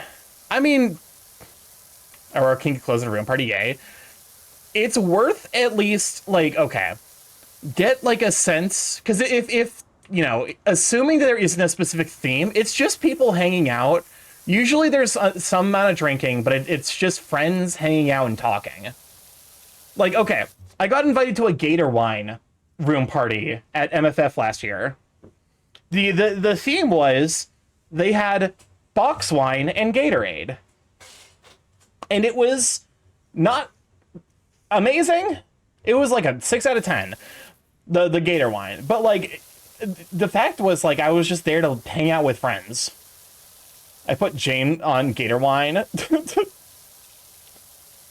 But like, I went to go drink some Gator Wine. I caught up with a bunch of friends. I made some new ones. I had a shot of Malort. Surprisingly enough, I don't know if it was maybe the Gator Wine, but like the second, because that was the second shot of Malort I ever did. Not nearly as bad as the first one. Wine full of electrolytes. But like, for me, like the drinking wasn't the point. It was the hanging out with friends. You had Post Malone, Malort.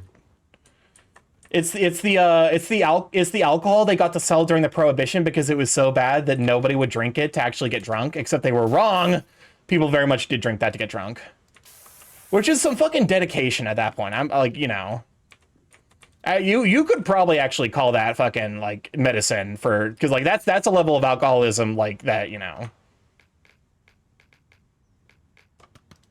Like that, you know, that strikes me as being the kind of like dedication to drinking alcohol that like probably like approaches the point of being a you know, medical issue. It would need to be the right group of people for me to do it for sure. I think so. It's worth pointing out that, like, you know, a lot of the times, you know, they're not going to, like, depending on who's doing the room party, there'll probably be more people there. And a lot of the times, like, there will be community overlap. Like, it'll be people you know. And there'll be people that you don't know. But, like, it'll, you know, you still have that, like, one room, like, you have that home base friend that, like, makes it easier to be sociable.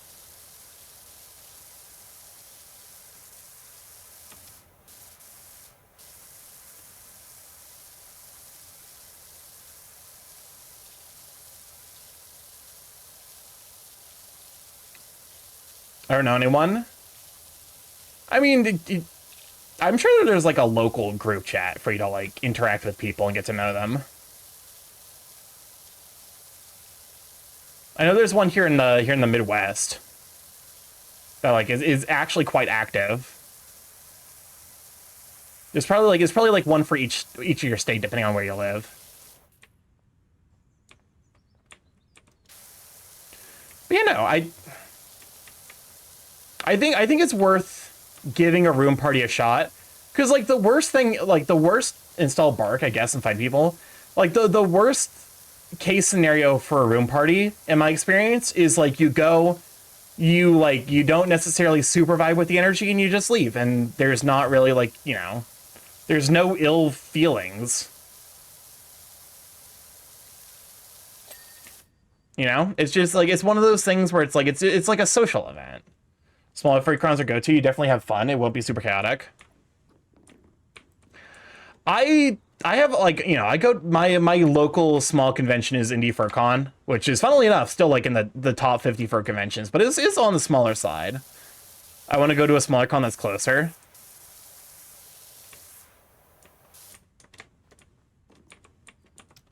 I definitely think like it's reasonable to want to go to a smaller con. Well, come on, Tails, I'll think of the hydration.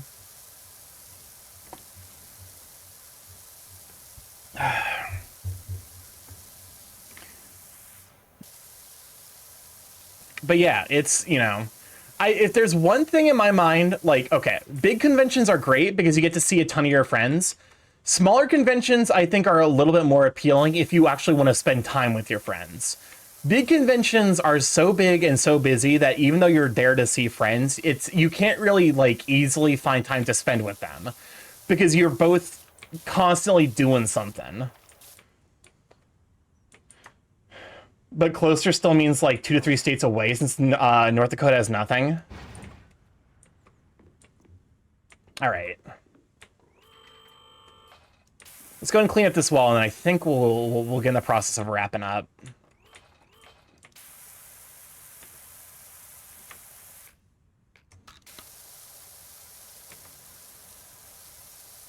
But yeah, I think the upside of smaller conventions is like it is an excuse for friends to visit, and because it's smaller, you can actually spend time with your friends instead of constantly trying to shuffle to see as many people as possible.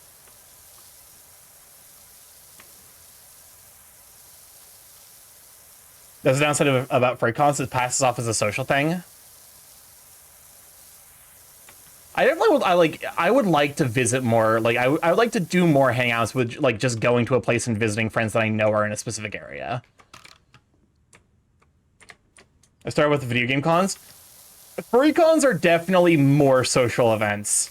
Having partaken in Gen Con is nice. Gen Con is also, it's definitely more about the, it feels like it's less of like a convention you go to interact with people and more like a convention you go to purchase things for a hobby. And that's not to say it's like, oh, it's like more corporate, because it's not. Like Gen Con is by all definitions a very independent, like, you know, there's a ton of independent board games for sale that like you're not going to find anywhere else. But more that like it is still an event that I think is like intrinsically focused around the financial aspect, whereas furry conventions, like I feel like aside from the like the cost of like a hotel and then travel, I feel like you can get away with a furry convention without spending much money at all. Like, yeah, you're gonna find something in Dealer's Den or Artist Alley that you're like excited about, and you're gonna spend money. But like, I feel like it's not nearly as like central to the idea of a furry convention as it is to like Gen Con or like a video game convention.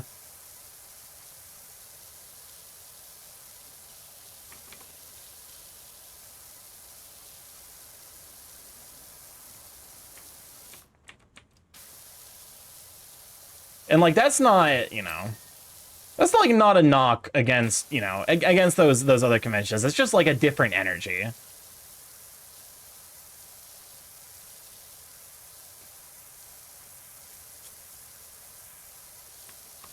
Honestly, it was a bit of like a culture shock to go to Gen Con for the first time and being like, okay, this is cool. What are we supposed to do? You know, and being like, well, you know, it's spend money. Certain streamer met his friends at Texas Fur Fiesta. They were trespassing and didn't even get registered. Oh, it's that fucking guy again. I mean, listen, it's yeah, I am if it's the same person I'm thinking of, they're kind of a well-known like asshole. They're like, you know, they're like it's like the Dennis the Menace, where like they're just kind of unpleasant. Like they're a net negative for everyone around them, but they aren't like dangerous or problematic enough to be like, oh, you know. It's very like, you know, child, you know, baby's first, you know, public nuisance case. But no, I think this is a good place to stop. We have the top of the house to do, which, now I'm thinking about it, it is, I've done this in the wrong order. If I were actually trying to clean this, because you're supposed to clean from the top to bottom. Okay. But no, thank you for hanging out. Oh my god, that's right, this game already has DLC. How do I leave? How do I leave the game? How do I close the game? How do I close the game? There we go. Found it. But yeah, thank you for hanging out. Hopefully you guys had a good time. And let's see who's live so we can stop by. I was spent so much time falling out and climbing back. Yeah. Yeah, I did do that. Oh god, wait. This game has cloud syncing? What the fuck? Why? Why does this have cloud syncing? I saw myself starting to drop frames, and I'm like, Last time that this happened was when I was playing Factorio. Which, again, also, kind of weird that has Steam Cloud syncing, but, you know. I see someone that I don't think had the chance to stop by. And I am tempted to go stop by. Let us see. I see Papa Mutt. I'm doing my due diligence. I'm making sure that there's no one else that... Wait a second.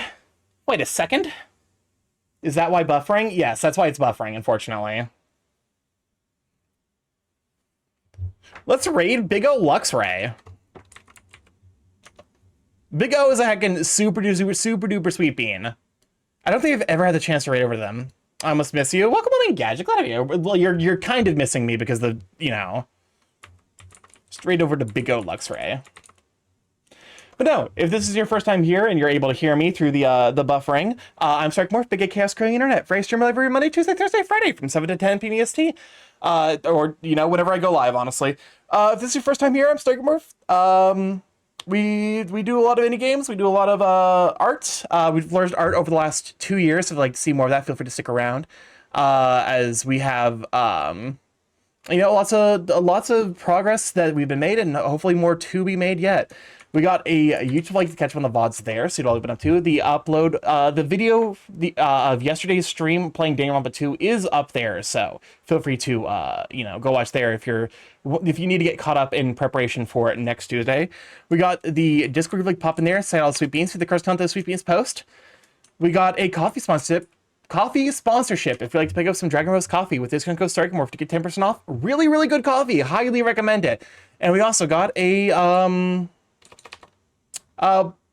Blue Sky, if you'd like to catch up, if you'd like to get alert when I go live, as well as to see art that I make, art that I get commissioned, general ramblings, all that good stuff. I love you guys to bits. Tomorrow we will be returning to art, where I'll be working on my fucking current nightmare project, where I'm a fool and I've decided to make my life significantly more difficult by over planning. But no, I love you guys to bits. Send all of the love over to Big O Luxray. Big O